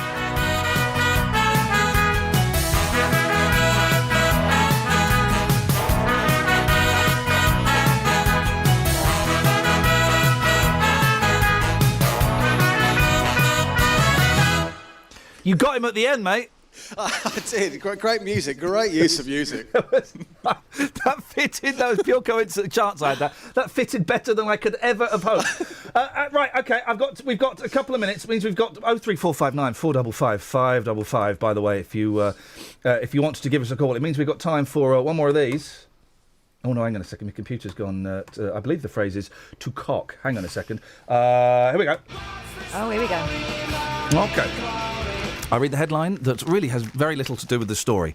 Hard town. Hard town. Shags, we're going to start with you. Is it about figures suggest that the hardest town in the UK is Milton Keynes? No. Depends what you mean by hard. I mean, as in tough. No. No? Oh. Justin? I think this, I don't know whether it's local, but I think this has got something to do with concrete. I think maybe a town centre has been pedestrianised somewhere in the UK and they're using the hardest concrete in the world. That's why it's now officially the UK's hardest town. No. Am I right? No? Okay. No, you're incorrect. I think it's got to be something to do with Brighton or Blackpool. Because of the rock, right? And someone's built a massive replica of one of those places out of rock, making a hard town. It's one of those times when you should have gone... We needed Kelly Betts. England's sex drug capital... Eh? Oh. By sex drug, they mean Viagra. is Iron Lady Margaret Thatcher's hometown. The most prescriptions per patient for erectile dysfunction pills, Viagra, are issued in Grantham, Lincolnshire. Ooh. The Reverend Jane Campbell said, "We've been voted England's most boring town. This is another form of recognition, something to be proud of." Well, they've all got a problem. I would love to be a street dog there this morning. Travel news for beds, cards and bugs. BBC Three Counties Radio. Well, it's really slow on the M1 this morning. Southbound there's a queue from junction 13 on and off all the way down to junction 7. Northbound I've just spotted is also slow, heading up towards Luton at junction 10. Can't see anything on the cameras, but I can see the queues, but no accidents or incidents. Quick check on the M25 anti-clockwise, slow moving 22 round to 20, and the A4146 Stoke Hammond bypass partially blocked southbound with an accident. James Worley, BBC Three Counties Radio. Thank you very much, James. Cheers, my dears. So, you're angry, really, about 5 pence per bag? There'll be a lot of people today getting their knickers in a twist, but, I mean, honestly, it's nothing, is it? Local and vocal across beds, hearts and bucks. This is BBC Three Counties Radio.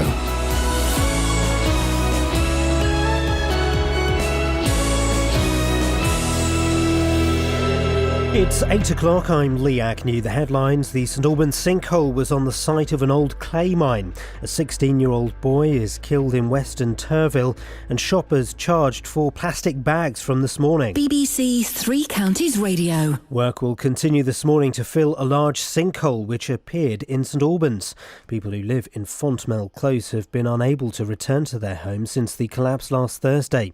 Dr Tim Sands, an expert in geology at the University of Hertfordshire, wants to find out the extent of the problem in the city. One of the things we could do is to use old records, old maps and so on. And in the past we've had students working on projects at the university looking at old mine workings through old maps, and also using perhaps some techniques to look below the ground surface. A 16-year-old boy has been knocked down by a car and killed in Buckinghamshire. The accident happened near the rugby club in Western Turville on Saturday evening. A man from High Wycombe and two others are due to go on trial today, accused of an alleged beheading plot. Meanwhile, a man arrested at Luton Airport is also due to stand trial for terror offences. Carol Abercrombie has the details. 19-year-old Yusuf Shah Syed was arrested in raids 3 days before Remembrance Sunday last November. He and two other men are accused of plotting to carry out a beheading. Meanwhile, Yahya Rashid from Willesden is accused of helping to smuggle people into Syria and will appear at Woolwich Crown Court. He was arrested by police at Luton Airport after landing on a plane from Turkey. Shoppers will have to pay at least 5 pence for plastic bags at supermarkets and large shops from this morning. The government hopes it will cut their use by 80%. But Jonathan Isaby from Taxpayers Alliance says it's been overcomplicated. There's certain things that you can put in a bag for free. Other times you're going to have to pay for a bag. Big shops, you have to pay for bags. Smaller shops, you don't. And what it comes down to is an attack on consumers and indeed retailers, because consumers are going to have the cost of living increase and retailers have got to deal with the bureaucracy. A disabled woman from Dunstable says the council won't install an outside plug socket so she can charge her mobility scooter. Teresa Howe is currently running an extension cable out of her flat window, but she says the council's told her the plug sockets for scooters don't come into their budget. Being in the position that I'm in, I can't move into sheltered accommodation because I'm not old enough, which would be suitable for me. So I'm stuck in the property that I'm in, and you would think that they would be willing to put in a plug socket, because that's all it is, a plug socket, so that a disabled person can keep their independence. In sport, Liverpool have sacked manager Brendan Rodgers after 3.5 years in charge, and Ireland are through to the quarter-finals of the Rugby World Cup. The weather will be windy and cloudy with rain for most of the day. Top temperatures around 18 degrees Celsius, 64 degrees Fahrenheit. You can get the latest news and sport online at bbc.co.uk/Three Counties. Wayne, why are you listening to us? Regards to the last story about Grantham being the hardest town. Yeah, in that way. Wayne says, I live in Grantham and it is boring. Morning, Iain Lee, BBC Three Counties Radio. Busy show this morning, lots to talk about. Rock stars in wheelchairs. So far, we got the Dave Grohl, Dolores O'Riordan from the Cranberries, Vic Chestnut, Robert Wyatt, Teddy Pendergrass, somebody tweeted. Yep, good one. Is that it? A handful? There must be more. 03459 455 555. Why is everyone so upset about 5 pence a bag? I mean, really? I've not looked at the... I tell you what, let's look at the front page of the Mail. I bet they're furious. Cross beds, hearts and bucks. This is BBC Three Counties Radio. Oh, the front page of the Mail does not disappoint, Catherine. Are they livid? As 5 pence charge starts in England, shoppers face tangle of red tape. The headline? Plastic bags, chaos looms. What? Bagageddon.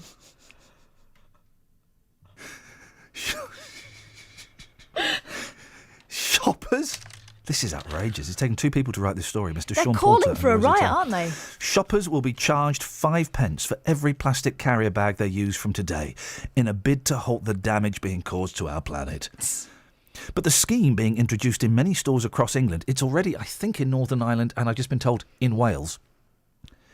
risks becoming a shambles because of the bizarre and complicated rules introduced by ministers, campaigners warn. It's not a shambles. You go to a big shop, you pay 5p. You go to a small shop, you don't pay 5p. Polls show most people support the charge, which follows... Oh, no! Oh! What have the polls got to do with it?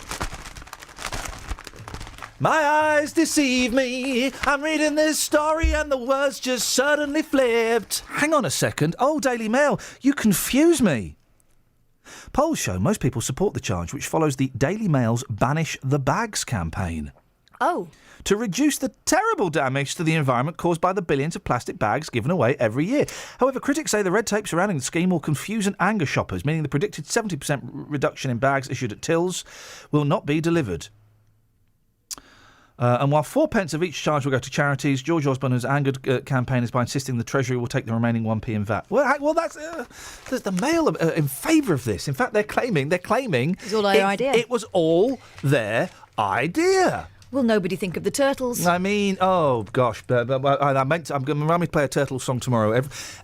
Every week that Mark Volman of the Turtles, indeed Flo and Eddie, is having chemotherapy, we're going to play a Turtles or indeed a Flo and Eddie song. Every week that's going to happen. So expect to hear a lot of Turtles and a lot of Flo. Let's hope we don't get to hear many Turtles and Flo and Eddie songs.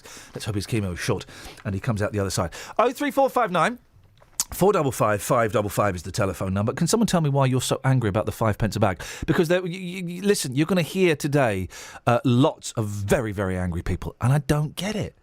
I honestly don't get it. Now, an old clay mine is the cause of the 60-foot wide sinkhole in St Albans. That's according to the British Geological Survey, who've been examining the hole, which opened up overnight in Fontmell Close on Thursday. They've confirmed the street has been built over old Victorian brickworks, which had left the underground holes where clay had been mined. Dr. Tim Sands is an expert in geology at the University of Hertfordshire and joins me now. Morning, Tim. Good morning. It's likely that people knew about what had gone on underground before these homes were built. Should they have been built in this area? Well, although clay pits are shown on the map, one of the old Ordnance Survey maps, it's quite possible that whoever developed this hadn't looked at those maps and wasn't sure about those clay pits. Is it not de rigueur then to kind of look? I thought you'd have had to have looked at all of the old maps to see exactly what had been going on, just in case. That's certainly true today. Right. And, okay. I think with the knowledge that we have today of subsidence and the knowledge of and the free access to old maps, I think that would certainly be the case. And are these maps that accurate? Because there are some areas where these kind of mines have been filled in. There's some where they haven't been filled in. How much detail do they go into? Well, in this particular case, I've had a look at one of the old maps, and certainly it shows clay pits in this area. It also shows brick kilns and lime kilns, and the possibility is that lime was put into a kiln and used in the brick making or in mortar. And lime probably comes from the chalk, and chalk is underlying this area. So are you saying that the lime and the chalk would actually make this area even weaker? Well, chalk can be obtained from mines in this area, which are underground. And certainly in other places in Hertfordshire, there are chalk mines. Other mines? Are there other places where people should be concerned? I think that there's currently some geophysical investigation going on in the site, and therefore I think they would be able to find these mines using those geophysical techniques. Yeah. Should people be worried, Tim? There will be people, I'm guessing, in neighbouring streets who are thinking, flipping heck, this might happen to us at some point. Well, I wouldn't like to speculate on that because I think until the geophysical survey is carried out, it would be difficult to know the extent of any further cavities. And we've had a few sinkholes, crown holes, whatever you want to call them, recently. They've all happened in streets as in actually in the road or a driveway. Is that pure luck? Is there a chance that it could happen in someone's living room? I think that what tends to happen is that there has to be some leakage of water in order to help the ground move into a cavity. And therefore that's likely to occur where there are drains or mains water pipe, which have been leaking. OK, well, let's keep our fingers crossed there's no more of these. Tim, thank you very much indeed. Let's hope someone can film a cavity. Guys, anyone? 03459 455 555. Catherine, no? You like that? They've got some quick drying concrete. I'm sure that would help. Let's just hope someone can film a cavity. Mm. I used to work with Film a Cavity. It was my nickname at school. Kev's on the line. Morning, Kev. Good morning, Ian. What you got for us, boss? 2:21. Oh, no, sorry, that was Saturday. We don't know that it was 2:21. Yes, we do. You think you do? We had everybody, for those who missed Saturday's, and let's be generous, car crash of a show, midday till 2. Don't worry, I know how to fix it. The majority of it was spent trying to solve a very, very complicated maths problem. Hello? Yes. That's it. You claim you got the answer, but no, only one person agreed with you. Several others disagreed. Anyway, let's not have that again. Plastic bags. Yeah. Plastic bags. Conspiracy theory. If you shop online, who decides how many plastic bags you're going to have? You're talking about services like Ocado and what have you. Mm-hmm. We are very middle class, and occasionally we use OCADO, Ocado.com. And I'll be honest, yes, of course. And it's your dollar paying for it, so thanks for that, guys. And they really don't put much stuff in the bags at all. They underpack those bags. But then I heard, it was Lee, in fact, who's doing the news today. Didn't he say at the weekend that if you keep the bags from that particular displayer, and Shaggy's nodding, so that means I'm going to have to open his microphone despite all my best intentions. Sorry. Ocado buy those bags off you. That's right. My mum and dad used the same thing, and they were told by their delivery men because they were going to give the bags back. Oh, they do the that said it, recycling. yes. Yeah, they were going to do the recycling thing, and the guy said, "No, keep them. Next week we refund 5p back off your bill." Well, hang on. So are they Are they buying them off you, or are you they renting them? Are you renting those bags? Is it a bag rental system? I think it's like, do you remember when you used to get fizzy pop in like a glass bottle and you get money back when you gave it back? Yes, I do. So yes. rental. So I think, is that a rental? It works out that way. Yeah. Here's the thing, and Kev, thank you for your contribution. Always appreciated. Here's the thing: how many people over the age of, I'm going to say 50, because I didn't used to do it. My dad used to do it. The fizzy pop bottles you could take back, or also the Soda? the seltzers. What are they called? Soda siphons. Soda siphons. Is that what they're called? Why have I got the word seltzer? I don't know. Probably a brand. You got money back for them as well. You don't see that. You used to see those in people's houses the whole time. You don't see those anymore, do you? Gosh. You get 5 pence back. And my dad, and if you did this, do let me know, they used to store all of those recyclable bottles out the back. So he'd just go round, climb over, shinny over the wall, get into the back of the shop, into like the little courtyard outside, get as many bottles as he could under his arm, shinny back over the wall, go around the front and get his money back, get even more money. Proper Cockney. Proper Cockney. Morning, Rog. Morning. What you got for us, Roger? Paying for plastic bags I think is a very good idea and a bit late coming as well. Tell me why it's a good idea. Because being honest, I'm not that fussed about it, but I'm erring on the side of it's a good idea. I certainly don't understand why people are so furious about it, but go on. I can't understand why anybody would be furious over a plastic bag. Sounds a bit weird to me, but... Why? Tell me why it's a good idea. There's too much plastic, and that plastic bags do account for a significant amount. I'm upset that the Chancellor wants to take a penny out of it.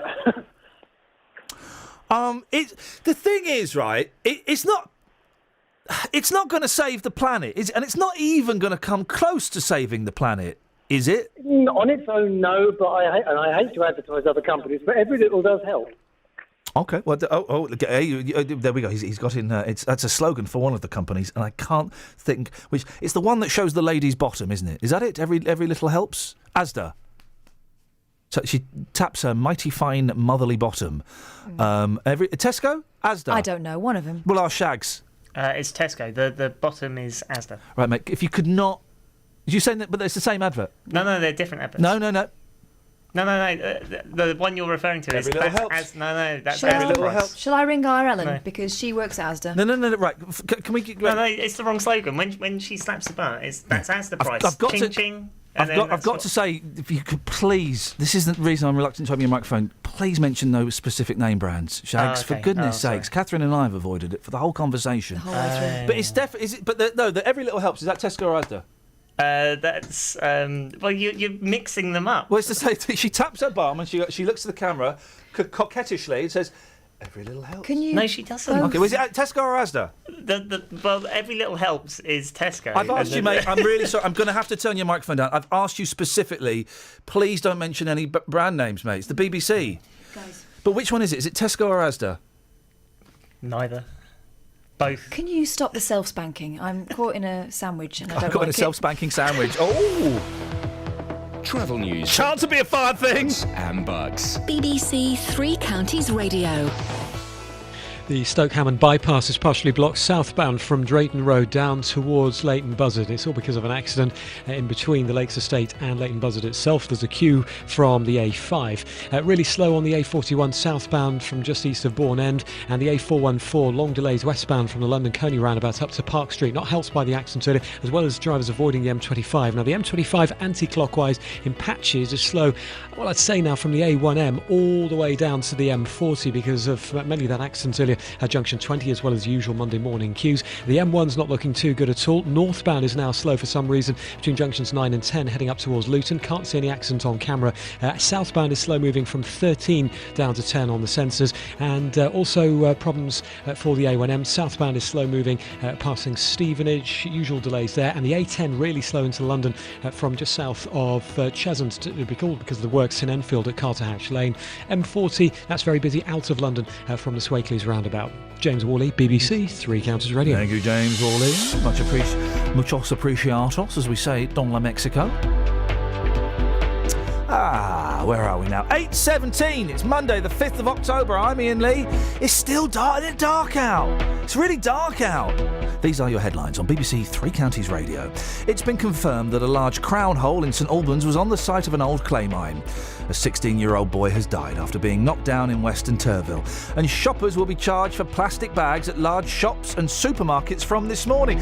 Maybe I've got it wrong then, because I thought the Mail would be out. It actually turns out the Mail have, lots of you have been pointing it out, and thank you. The Mail have been having a big campaign about this for quite some time to get rid of plastic bags. So maybe, and we've not been inundated. All the callers we've had have said, actually, yeah, it's good. We've had a couple of tweets where people have said, oh, it's outrageous and they're branded, we shouldn't be paid to advertise, but we shouldn't be paying to advertise. But maybe nobody's bothered. Maybe it's a radio phone-in construct that pretends, that has created this idea that people are outraged. Maybe nobody's outraged. Maybe nobody's even vaguely angry about it at all. I spoke to someone who was vaguely irked about it. Well, worried, actually. The guy who works behind the checkout at my local branch of Tesco's. Oh, yeah. He said he's working the late shift tonight and he hates the idea that he's going to have to break it to people who are... Have you ever been to Tesco's late at night? Oh, man. It's you know that TV series, The Walking Dead? I think that's where they got the idea for it from. I mean, it's just... And they will eat your flesh if you get too close to them. So, I mean, good luck to him. Ah, dear. We had Roger on the line, but Roger appears to have... He's dropped out, has he? Roger has dropped out, but that's fine. It means I get to do this. Every weekday morning. Good morning, Jonathan. Morning. Do you think it's right to tell 1 million disabled people they should get off benefits and find a job? Have your say on today's big phone-in. People who are going to be a nuisance are going to be a nuisance regardless of whether there are things to do. Is it true that people over the age of 65 drink far too much booze? The JVS show fights for your rights and tackles your consumer problems. Waited and the receipt came out, but the cash didn't. It's become a problem of late because obviously the trees got bigger as we've got here. We couldn't shut the French windows. It would appear that they'd buckled. I had a phone call from my daughter saying if we don't get off the train, they're going to hand us over to the British Transport Police. The JVS show, weekdays from 9 on BBC Three Counties Radio. We're going to quickly go to Roger. Mick Dillon joins me in the studio. Mick, we'll come to you in a second. You're not going to hear Roger. I'm suspecting he's got nothing. I've judged him a bit too harshly already. Roger. Yeah. What you got for us, boss? Again, I think it's a good idea that they charge for plastic bags. Hang on, did we just talk to you? Yeah. The world has gone. The world has gone problems. upside down, topsy-turvy. Has someone spiked Shags and myself, and indeed the lady, Catherine, with LSD? Is there some kind of... You said we lost him. I thought you hadn't finished. Well, I didn't know. Shags, what we need to do. Well, Listen, don't worry, Roger. Gone on a bit longer, true. When the call is done, you need to wipe the screen, because I'm going to assume... Because otherwise I'm going to think that I'm on LSD. Sorry. I'm on LSD. If you are, can you send something out to the listeners? We're on LSD. Roger? Can I touch your face? Look at my hand. Just look at the hand. Across beds, hearts and bugs. This is Edward Adu. On BBC Three Counties Radio. OK. A Dunstable woman is hitting out at Central Beds Council for refusing to help her charge her mobility scooter. At the moment, Teresa Howe has to drop an extension cable out of her council flat window. Well, the council's refusing to install an outside socket, saying it's not part of their general day-to-day budget. Mick Dillon is from the Disability Resource Centre in Dunstable, and while I'm speaking to Mick, somebody's going to print this script off for me and hand it to me in a printed form so I can look at my guest, because, once again, the studio is not built. It's not built for radio, Mick. Why would it do that? Good morning. Good morning. Nice to see you. Thank you. Okay, we know that this lady has been helped. Teresa has been helped a lot with the occupational therapy, and they have helped make adaptations to the property she lives in. Are the council does it behove them to put a PowerPoint outside her home? Do they have to do it?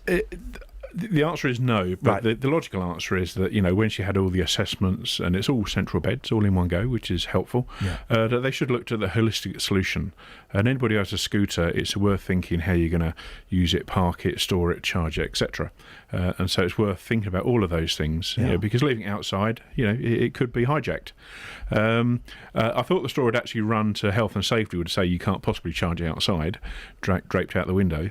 You can get lockable, wet-proof external boxes and a switch inside. And I'd have thought the cost of that could be £200-400. It's deceptive how much these things can cost.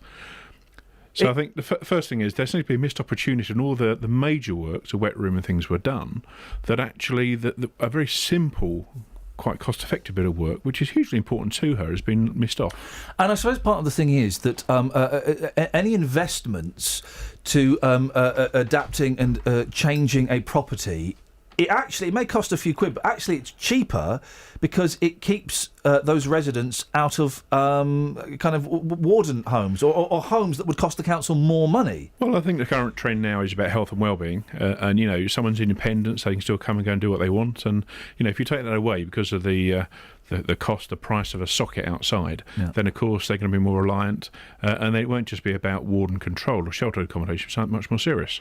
Teresa says that if she was over 65, there will be a lot more support to her, but because she's 40, it's harder. Is that the case? It's an interesting juxtapose of, disability, is it age-related? The answer is not exclusively. And the local authority does split into, children up to 18, 65 and over. And a lot of the provision can be in the older category. And sometimes small adaptations and solutions for older people making huge difference. But, there are a number of people of working age, which is the key, who would benefit from probably a more holistic approach. Allow me to play devil's advocate for a second, Mick. When we spoke to Teresa, while she had conversations with the council, she hadn't made any investigations herself as to how much it would cost to put a socket in, and she's, and she sounded like she would be able to make that phone call, get a couple of electricians out, and get a quote. Is there? And I'm going to try and phrase this sensitively, but it's going to come out crass, so I'm just going to blunder through it. Actually, there are some people who, it could be said, and I'm not saying this of this lady at all, but expect everything for free, and they expect everything to be done for them, when actually they're capable of doing a lot of stuff for themselves. Does that make sense? Yeah, I think we all know people like that who get things who shouldn't, and actually expect the world to provide for them, and life isn't like that. I think you could help yourself. I think it's important to show willing. I think this will become a harder case, to get this next 200 or 300, 400 quid sorted out, because you're going back for a fresh application. You're going back for something extra, and no matter what is in life, when you have someone in front of you doing the general approach to all the bits and pieces you need, look at all the scenarios you need. So it's going to be harder work to get this last bit done. There'll be electricians listening, and it's about getting accredited NICIE electricians, 3 quotes, and you'll get a price range even within 3 quotes. Yeah. So as 3 Counties resident architect, it's really getting the job done properly. I'm surprised that she parks the scooter outside. I've never seen a scooter parked outside overnight. Permanently, you see it outside boozers and stuff. That's the trouble, you see. Well, they're just an empty socket. They're easy to get. They're easy to nick, aren't they? Well, yeah. I mean, I also, when electric cars are plugged in, but of course they link into the horn and they're locked and secure, which I didn't know. Yeah. But scooters are literally just plug in and go. Yeah. And they have a key, but it's not the most sophisticated key. I'm sure you could. I could hotwire it, couldn't you? Really? Yeah, I think you could. Yes. Raid and hotwire. Yes. But yeah, I mean, I think it comes back to, if you're going to look at a scooter, which is potentially the right solution for someone who is, can do a certain amount, but that last little bit is a bit too much in one go. A scooter is a solution, but think about where you're going to store it, charge it. If it can't live inside the house, is it the right solution? Is the house the right solution? And unfortunately, some disability can have a huge impact on the whole lifestyle. Mick, always good to talk to you. Thank you very, very much indeed. Pleasure. Did the studio work for you? Yeah, you're looking very dapper today in your Monkeys t-shirt. Monkeys t-shirt, isn't it? I've decided I'm 42. I'm a dad now. I'm going to start wearing 42? more. Yeah. Really? You cheeky, get out of it. Out. Go on. And I know it's going to take you a while because you've got to do like a 6-point turn, but I'm going to be watching. I just ran. Exactly. Nice to see you. Thank you very much indeed. 03459 455 555 is the telephone number if you want to give us a call. Across beds, hearts and bugs. This is Edward Adu on BBC 3 Counties Radio. Really need to change those. Really need to change those jingles so they are appropriate. 03459 455 555. Now, Tom Jones is in a lot of the newspapers today. Are the kids at school yet, Catherine? They'll be on their way. They'll be setting out. Oh, they'll be in the car. Careful. Well, then I probably can't do the Tom Jones story. Well, the Tom Jones story. Do you want to get that? The Tom Jones story is that he's got a book out. Oh, what a surprise! He's got a book out that's just after he's been sacked off by the BBC. Okay, well the timing there suggests to me. The timing there suggests to me that the BBC said to him a long time ago, "Look, mate, we're going to give you the sack, but if you want, we can tie it in with your book so you get a nice run of press." The story that's in the papers is, "My reclusive wife has lost her spark," says Sir Tom. Sir Tom, by the way, a man who famously put it about a lot. For half a century, she's endured living in the limelight of her superstar husband's career and his numerous affairs. So perhaps it's no surprise that, according to Sir Tom, we'll do Darren after the news, his wife Linda has lost her spark. Well, that's nice of him to say, isn't it? That's nice. Yeah, that might happen. After years of that. Speaking ahead of the release of his autobiography this week, he admitted that while he loved the spotlight, Linda, 75, had always preferred being at home. His book reveals that at their Los Angeles home, Linda has retreated into herself, smoking heavily and doing so away from others to avoid filling their living rooms with cigarette fumes. I've realised she's had a depression since she was young, he told the Sunday Times magazine. She's always had a touch of it. He enjoyed... I don't think she really enjoyed getting out and about, and I think she was happy with being in the house. He's had affairs at left, right, and centre, and I mean that literally and geographically. He's been all over the shop. Here's the thing. I'm going to do an LBC tease here, like they do on LBC now, as I've been told to. Do you know? Well, unless you know the answer, do you know what Tom Jones has a nickname for his Little Tom. For his little Tom. Tom Jones calls his little Tom something, and it's not little Tom. Do you know what it is? No. Oh, I'll tell you after this. Travel news for beds, cards and bugs. BBC 3 Counties Radio. It's really slow on the northbound M1. We've tried to find out what's going on the cameras, but nothing's been reported. Northbound 9 to 11 slow, that's Redbourne up towards the Dunstable exit. Southbound is still very heavy in patches from just south of junction 13 down towards Toddington services, and then it eases off a little bit.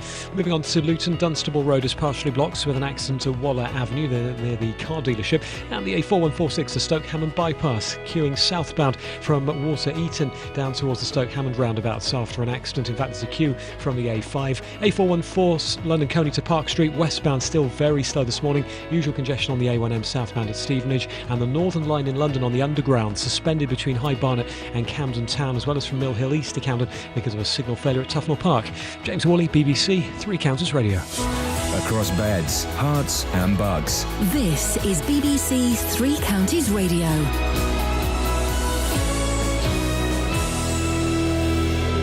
It's 8:30. I'm Lee Agnew. The headlines. Experts say a large sinkhole which appeared on a street in St Albans is on the site of an old clay mine.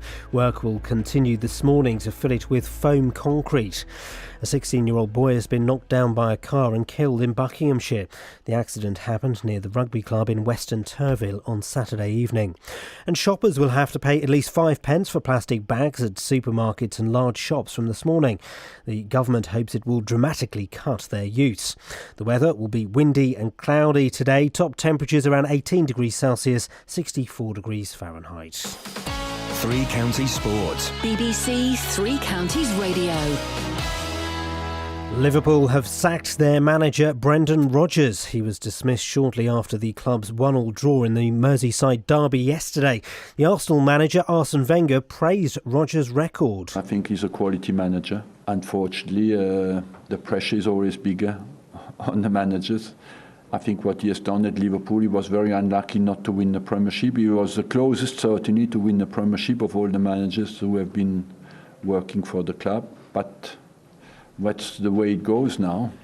Watford drew 1-1 with Bournemouth in the Premier League, and the MK Dons got a draw in the Championship. Luton Town secured their 4th win in a row in League 2 with a 4-1 victory at Hartlepool. Assistant manager Terry Harris praised his side's goalkeeper. We're fortunate that we got 2 top-class goalkeepers in my eyes at the club, and pulled off some very good saves today. You know, we weren't particularly happy with our overall sort of defending really as such. We'll have a look at that.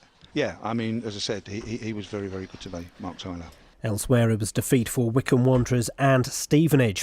In rugby, England's head coach Stuart Lancaster says he'll decide whether to resign after the World Cup. England were knocked out of the competition after losing to Australia. Ireland are through to the quarter-finals, beating Italy 16-9, but coach Joe Schmidt says they'll need to improve if they want to beat France in next Sunday's Pool D decider. We want to be in the quarter-finals. I'm not sure performance-wise where we want to be. Italy made it very, very difficult for us today. They're a very tough physical team, and it's nice to escape with the result really, because we felt that it would be tough leading into the game, and it delivered exactly what we suspected it would. And that's BBC Three Counties News and Sport, with more at 9 o'clock. Shoop, shoop, diddy, come away, nay, shoop, shoop, diddy, come away, nay, shoop, shoop, diddy, come away, nay. Shoop, shoop, diddy, come away, nay, shoop, shoop, diddy, come away, nay, shoop, shoop, diddy, come away, nay. Well, the shoop, shoop dance for the mood you're in, and the diddy mean let the fun begin. It's a feeling gonna sit you since it's reeling and you can't sit still. Come on, mean what you thought, that's right. And the way ain't gonna get you through the night time, baby, that's the right time if you wanna lose control. Shoot, shoot, diddy, come away, nay, shoot, shoot, diddy, come away, nay, shoot, shoot, diddy, come away, nay. Shoot, shoot, diddy, come away, nay, shoot, shoot, diddy, come away, nay, shoot, shoot, diddy, come away, nay. Justin Dealey, he's stared death in like Bill and Ted in A Bogus Journey. He's been to the other side. When you came back to life, was there a bright light? I mean, were there people there saying, Justin, it's not your time, and you travelled back to the light? Is that how it worked? Bizarrely, when I came back to life, I could hear Shawaddy Waddy Under the Moon of Love. in my mind. Wowzers! It meant a lot. Spiritual. Mm. You were away last week. We were playing. Kiri called in. It was a really weird call. She went, "I've got a phone in." It's like, what? All right. I think she'd been drinking very, very heavily. I've got a phone in. Songs that have got the word wang in. Oh, yeah. Are you aware of this song? Shoop, shoop, diddy wop, come a wang dang. No. Do you know this one? What's it called again? Shoop. I've got to read it and be very careful. Shoop, shoop, diddy wop, come a wang dang. No, but it sounds amazing. It really is absolutely amazing, Dealey. It's so nice to have you back. Good to be back. It's so nice to have you back. Before the break, so Tom Jones, Wang Chung. Beg your pardon? Wang Chung. Yeah, okay. It's a game you've got to play so carefully. We had. What were the others? We had this one. Shoop, shoop, diddy wop, come. Wang dang. Wang dang. We had Wang Chung and everybody Wang Chung tonight. There was. What was the? What she heard it in? She heard it was a wang that wasn't there that she heard, wasn't it? What Kiri? about that R&B tune?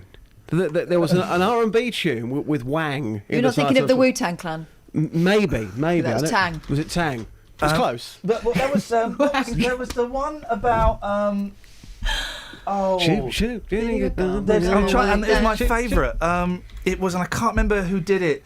It was the guy, the boring guy that did it. It was about a dance. The old guy. I wish. I know. Yeah. Lost Del Rio. No, it was a sort of a crooner. It was a crooner. Something about the Wang Bossa Nova or something. Maybe it was the Bossa Nova. It was. Or the Samba. Wang Samba. Maybe it was the Wang. It wasn't. Fair play to Kiri. That is a great phone-in. I mean, it's calls like that you. Listen quickly. Someone. I know that we're doing last week's phone-in again, but for goodness sakes, the man died. And this man is in many ways, and please don't take offence at this, anyone. He's our own Christ. He died, and he rose again. And thank you for that. So very quickly, someone tweet me. What the hell was the song that was by an old crooner that had the word wang in? Because it came from absolutely nowhere. Quickly tweet me or text 81333. Start your text 3CR. While we're here, this is what got you in. Yeah. Tom Jones, legend. Yeah. Famously put it around all over the place. But people loved it. Well. But do you know what it was called? It had a name. It had a name, and and I know this is a fact because I think he said it in interviews. Right. Howard Kalin from the Turtles, famously writes about in his book when they did a tour together in 1965, and he said that Tom Jones, there'd be like screaming fans bashing on the tour bus, and Howard would sit next to Tom Jones. And he couldn't be heard because it was really thick glass. And Tom would say, "Oh, girls, you love it, don't you, girls? You'd love to have a go on." And then he would say the name of his shoop. I think I've got it. Cumma, wanga, ding dong. Eric. No. I bet I know what it is. You said it wasn't a small name. Was it Clan Vapus Can Go Get Queen Robert Lancilio Go Go Go? Oh, listen to you, Liam Dutton. Look at you. No. It was. Let's see if Shags wants to have a go. He's libelled us with supermarkets already. We have to apologise for that. Go on, then. What do you reckon? Pussycat. Oh gosh! Oh, that's new, Pussycat. Whoa! You ready, ladies and gentlemen? Tom Jones used to call his member Wendell. Oh, girls, you'd love to have a look at old Wendell, wouldn't you? That sounds like a tramp. Why Wendell? Don't know. Come on, there's got to be some sort of reason behind it. Don't know. Oh, I've just found it. Was there a place called Wendell that he went to and he no, I won't say that. Don't think about it. No, it don't bear thinking about. Ladies and gentlemen, I found the song. This you're in for a treat, Justin. Whoever thought that we'd be playing Mr. Pat Boone on the show pretty much 2 days to... They did the wang dang Taffy apple tango. They did the wang dang taffy apple tango. There we go, Justin. Wow. Songs. Can I have some more phonies like that, please, Yeah, for the yeah. streets? Well, where's Kiri? Kiri, please. I need some more of this I mean, stuff. Kiri, you keep on drinking, sister. Justin, it's a pleasure to have you back, and Good to be back. we'll speak to you later. We'll speak to you tomorrow, probably. Yeah, thank you. You're done now. You can knock off. Nice T-shirt. Thank you very much indeed. The Monkeys. You can go and prep for your breakfast show on Saturday. Yeah, Saturday breakfast 6 this till 9. weekend. 6 till 9. Yes. I think we've got Gareth Gates on this weekend, so we're kicking off with the big names. Very nice bloke. Can I ask a favour? Don't do what David Prever did. He rips the papers to shreds, so then when we come in, the papers are all to shreds. Don't worry, everything's going to be nice and calm. Of course. Okay. I don't believe that. Everything's under control. I don't believe that for a second. Thank you, Dealey. Speak to you later on. Ta-ta. Darren's in the Clapper. Morning, Darren. Morning. Why aren't you listening to BBC London with Paul Ross and that lady? Don't listen to that. Yeah, and you're absolutely right not to. It sucks. It sucks. This is where the action is. What you got for us, Darren? This carry bag business, it's really taking a Michael, as far as I'm concerned. Tell How me can why. they be charging 5p per bag? It's gone from 0 to 5p. It's a bargain, isn't it? Are you saying they should be charging more? Because it does seem rather cheap to me. They shouldn't be charging at all. Why? Well, listen, I've heard some figures this morning, right? And they're saying one big place, they sell 700 million bags a year. Yes. That's how many bags they go for. 5p a bag, that's 35 million quid. Yeah, the money goes to charity. Yeah, but does it? Well, yeah, it does. But 4 pence goes to charity, according to the Daily Mail. 5.4 billion bags a year, right? Yeah. The new here we go. 4 pence of each charge will go to charities, and George Osborne takes a penny in VAT. Oh, there you go then. It's a money-making scheme. That's all it is. Well, the thing is, right, if they were putting 5p on a pint or 5p on a packet of cigarettes, everyone would be going mental. Everybody would be up in arms. But because it's a carry bag and it's maybe doing the world a load of good and all the rest. Oh, yeah, there's that side to it as well. It's going to save the planet for my kids. Yeah. Ridiculous. But I don't understand. But tell me why it's ridiculous, Darren, because this is what I don't get. I'm really not that fussed about it, but I'm erring on the side of it's a good idea. I went shopping about 2 weeks ago and they tried to charge for my bags. You know what I done?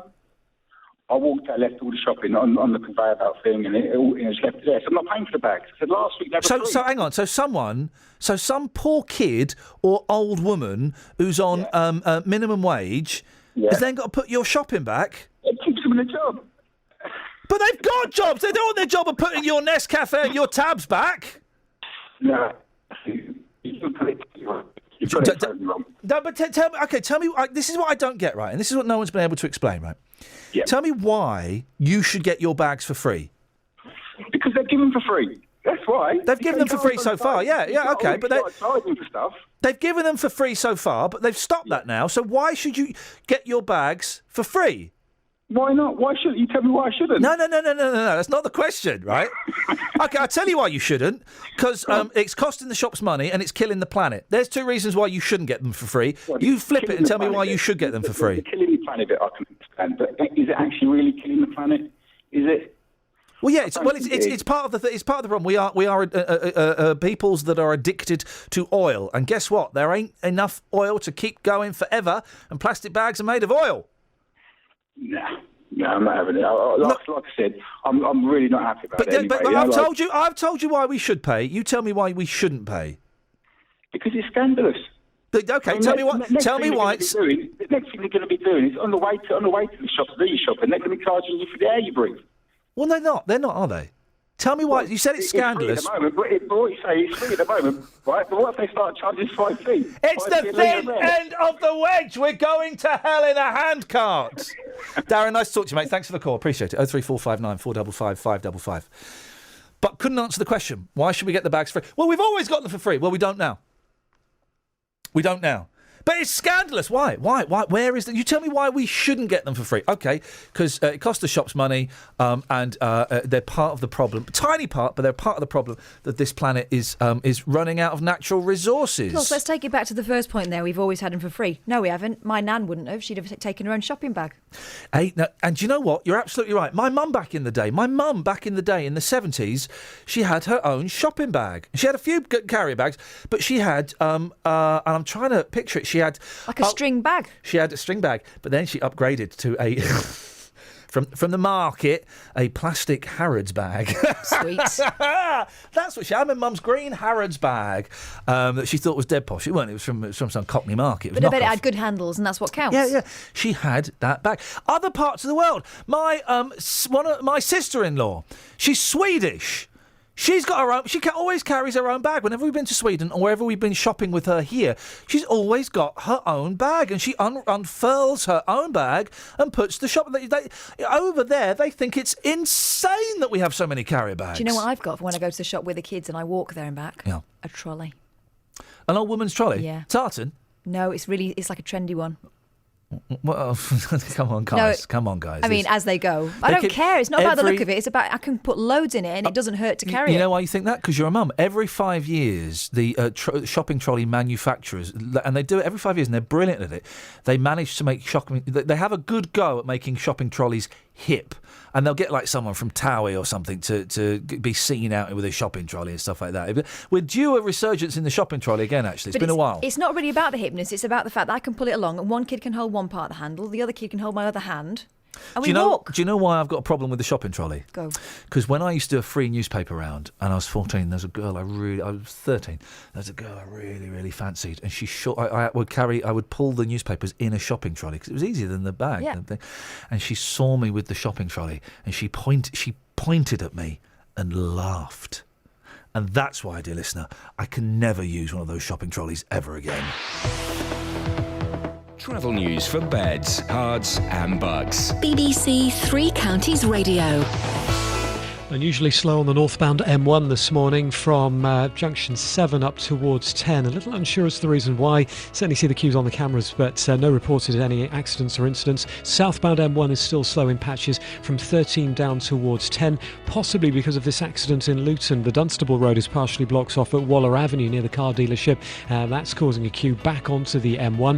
It's really slow on the southbound A1M from Letchworth all the way down past Stevenage on the southbound side. And M25, well, anti-clockwise is slow moving between junctions 25 and 24, in fact 26 to 25 slow, and then it's slow in patches from the M1 all the way down towards the M40. The Stoke Hammond bypass, the 4146, partially blocked on the southbound side from Drayton Road down towards Linslade because of an accident. That's causing a queue from the A5. And A41, there's a broken down car just after Hemel Hempstead. It's in the northbound side, causing delays. James Worley, BBC Three Counties Radio. James, thank you very much. This is what I've got. I've got what we should have sent Dealey out on. This is the last 15 minutes of the show, guys. What do you currently get for free that actually thinking about it you should probably pay for? I tell you what, whenever you go to like village fetes and things, you get a cup of tea, polystyrene cup. You should be charged for the polystyrene cup. You certainly shouldn't be throwing it away. Why can't you wash a polystyrene cup? You can. You can wash them, I tells ya. You can wash them.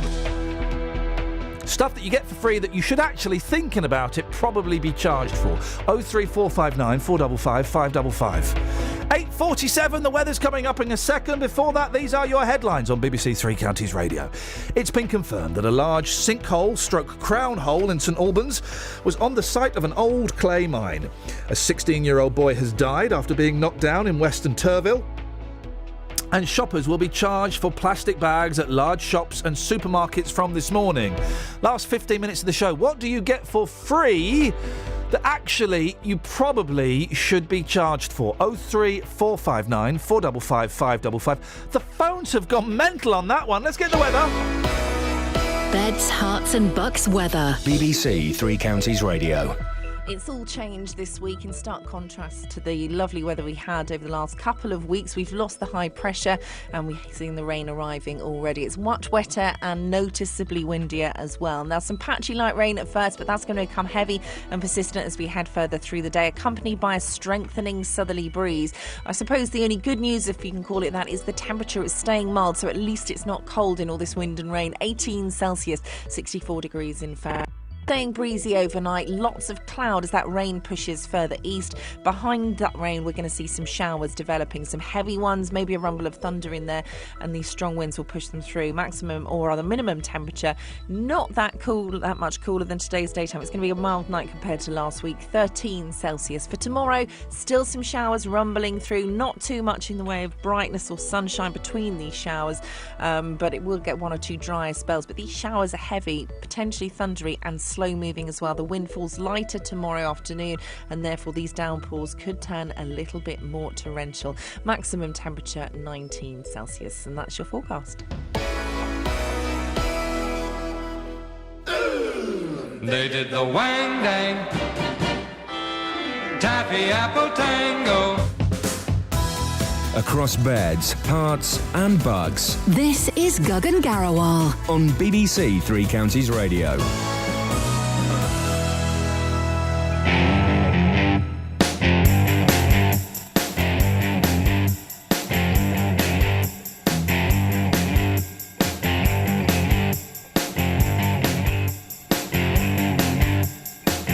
Morning, Peter. Good morning. What would you like to have a whinge about today? Well, a whinging time saves lives. Doesn't it just? Doesn't it? That's actually true. A whinge in time saves lives. That's true. Anyway, about plastic bags. Yes, boss. The shops in... You really got me! You really got me! You really got me! Oh, no! Oh, it's too early. So it's too early for the guitar solo. Sorry, Pete. Carry on. Okay. When the shops introduced plastic bags, that was the shop's fault for introducing them. It was their We fault used for to buy making our things goods easier? in paper bags with handles. Yep. So I can't see no reason why, with our intelligence 50, 60 years on, that we can't make a bag that's firm enough to carry. I used to go and buy 5 You really got me!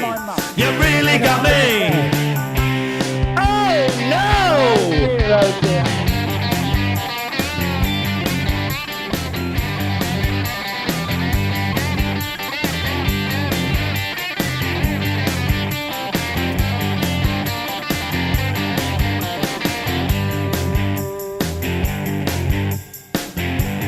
Sorry, Peter, I love that guitar solo. What were you saying, mate?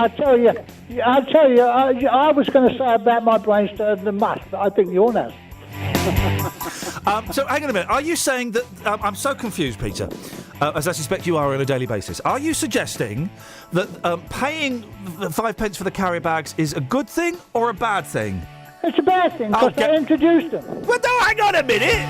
You're saying they're like a... bags. Are you saying they're like a drug dealer that's giving the first wrap of heroin for free and now they're charging you? You can go to a store years ago. Yes. And buy £5 of potatoes. They used to put it in a paper bag. Yes. With handles.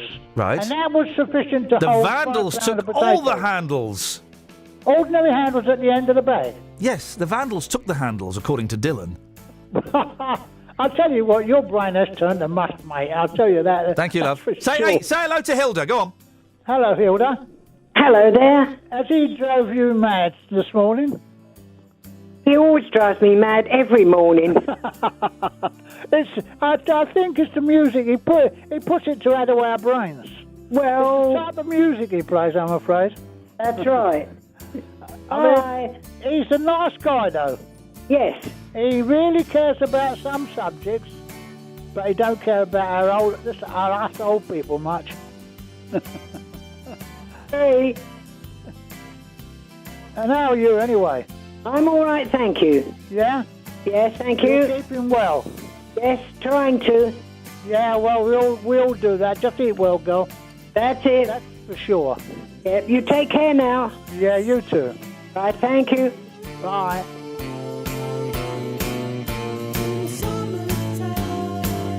Morning, Hilda. What you got for us? I was in Sainsbury's a few weeks ago. Yes.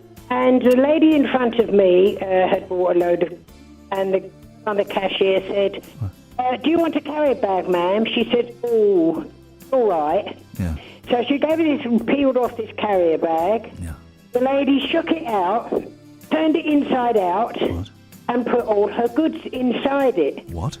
So the cashier said, why did you do that, madam? He says, I'm not walking around the streets advertising Sainsbury's. It's not the funniest gag. Is that a gag or is that a true story? Let me just go back to the source. True story. That's a true story. It sounded like you were telling a gag. I wouldn't open with that. No. That's a true story. But you can still read through the bags as they're so thin these days. You can't hold nothing. That's true. You could still, well... Gosh, well, that's Sainsbury. No wonder Sainsbury's stocks have gone down in the last couple of weeks, Hilda. Now you know why. Yeah, exactly. Thank you for the call, my dear. Take care. Bye. Ta-ta.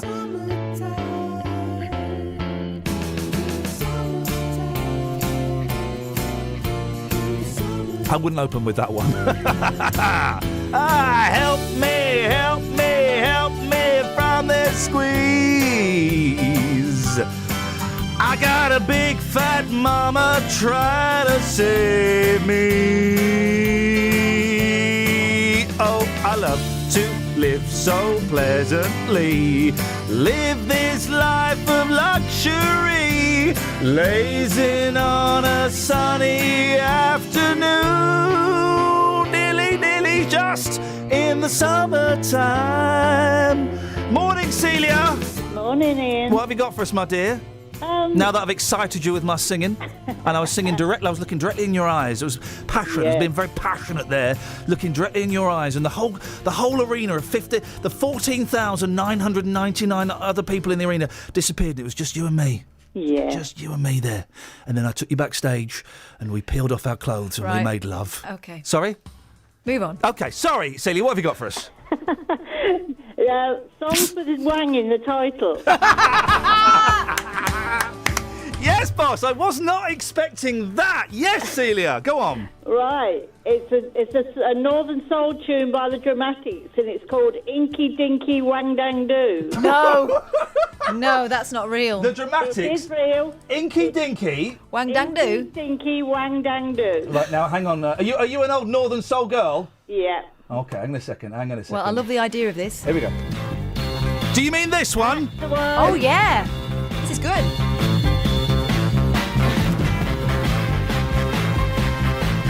Listen to that beautiful crackle. Here we go. Here we go. Oh, baby. I bet you do. Oh, Zigzag Zoo.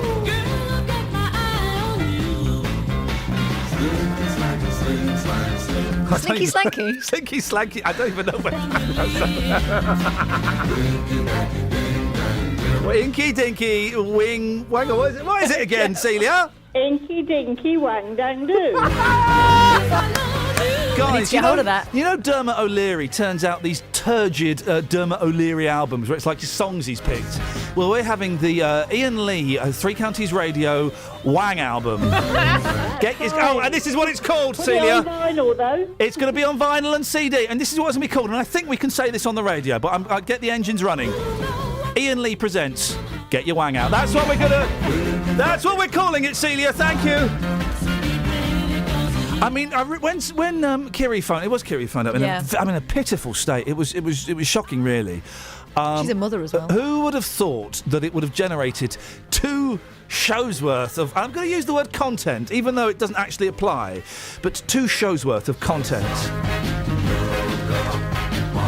Someone should have cleaned their stylist before they put this up on YouTube. That's all. Dearie me. Well, there we go. What a show. Have we got any texts, Catherine? I don't know. I'm just trying to look up Inky Dinky Wang Dang Doo on vinyl. Looks like it's pretty rare. Here we go. Ant suggests instead of charging 5p for a carrier bag, shops should just stop supplying them. Oh, draconian. Oh, yeah. Liking your styles. Some helpful travel news from Dave in Sundon. Stationery from work. Okay. Oh, hang on. That should be free. He spelled stationery wrong. I thought he meant that he was stuck in traffic. Okay, that's great. Stationery from work. Oh, stuff you're supposed to pay for. Yeah. Oh, we'll tell you what, we'll do that tomorrow. We'll carry that over tomorrow. Delia, you can get some magic on that, please. Stuff that you currently get for free, that actually, thinking about it, you probably should pay for. Oh, yes, all of the envelopes and the pens that we've got here. Yo, definitely. Well, Adam in Hemel says, I always take loads of free pens and paper from hotels when we have meetings, and tea bags, and coffee sachets, and sometimes sugar. No, this is, ladies and gentlemen, tomorrow's show. You're witnessing tomorrow's show being born in front of our eyes. Stuff that you currently get for free that actually you should probably pay for. Stay tuned. It'll be happening tomorrow. But right now, let's get a little bit of the trav. Travel news for beds, cards and bugs. BBC Three Counties Radio. Thanks, Ian. Still really slow on the M1 heading north from Hemel Hempstead up towards Luton at junction 10. A little unsure as to the reasons behind that. M1 southbound slow from 13 down towards Luton. In Luton, the Dunstable Road's partially blocked because of an accident that's happened by the car dealership at Waller Avenue. And the A4146, the Stoke Hammond bypass, partially blocked southbound, south of Water Eaton after a crash. There's a queue from the A5. Had reports there are long delays in Rickmansworth because of a broken down car.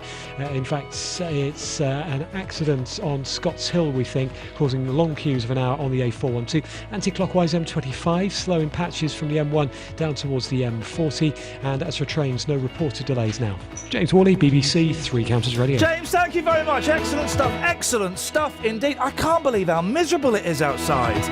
Is it? I don't know if it's raining, but it's windy. Very, very windy. Oh boy, do you know what? I'm going to enjoy. I've got a poo machine at home. She's called a dog.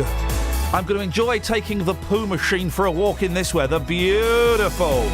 Thank you, Shags. Thank you, Kath Deely. So good to have you back. More of this rubbish tomorrow at 6. Until then, ta-ta. Local and vocal across Beds, Herts and Bucks. This is BBC Three Counties Radio. Thank you, Ian. Good morning. Welcome to the JVS show. I'm Jonathan Vernon-Smith. It's Monday. It's 9 o'clock. And on today's Big Phone In, do you think it's time to take away some pensioners' bus passes and winter fuel allowance? The Taxpayers Alliance has told the BBC that now is the time to save money by taking away some pensioners' bus passes and winter fuel allowance. The organisation has joked that it's a good time to make the cuts, as by the next election some pensioners will have passed away and others will have forgotten which government made the cuts. But whilst the Alliance recognises some pensioners rely on the bus pass and winter fuel allowance, they argue others simply don't need it at all. Well, I want to hear from you today. Do you think it is time to take away some pensioners' bus passes and winter fuel allowance? Call me. Here's my telephone number. It's 03459 455 555. This is the JVS show on BBC Three Counties Radio. You'll call in just a second, but first let's get the latest BBC News at 9 o'clock. Here's Lee Agnew. Work will continue this morning to fill a large sinkhole which appeared in St Albans. People who live in Fontmell Close have been unable to return to their homes since the collapse last Thursday. It's been confirmed the hole is on the site of a former clay pit. Peter Hobbs from the British Geological Survey says there needs to be a wider investigation. I can't say that there aren't chances of further holes, but I don't think there's need for panic. I think there should be investigations now to see how far the workings went, and also are there any other voids in the area. A 16-year-old boy has been knocked down by a car and killed in Buckinghamshire. The accident happened near the rugby club in Western Turville on Saturday evening. A man from High Wycombe and 2 others are due to go on trial today, accused of an alleged beheading plot. Meanwhile, a man arrested at Luton Airport is also due to stand trial for terror offences. Carol Abercrombie has the details. 19-year-old Yusuf Shah Syed was arrested in raids 3 days before Remembrance Sunday last November. He and 2 other men are accused of plotting to carry out a beheading. Meanwhile, Yahya Rashid from Willesden is accused of helping to smuggle people into Syria and will appear at Woolwich Crown Court. He was arrested by police at Luton Airport after landing on a plane from Turkey. Shoppers will have to pay at least 5 pence for plastic bags at supermarkets and large shops from this morning. The government hopes it will cut their use by 80%. Fintan Hastings is from the British Retail Consortium. We've already seen a significant drop in the number of plastic bags used in England since 2006. We've gone down by about a third, so we are seeing progress. But if we want to see the major progress we've seen in the other parts of the UK, between 70 and 80% reductions, a charge seems to be the way to go based on experience there. A disabled woman from Dunstable says the council won't install an outside plug socket so she can charge her mobility scooter. Teresa Howe is currently running an extension cable out of her flat window, but she says the council told her that plug sockets for scooters don't come into their budget. Being in the position that I'm in, I can't move into sheltered accommodation because I'm not old enough, which would be suitable for me. So I'm stuck in the property that I'm in, and you would think that they would be willing to put in a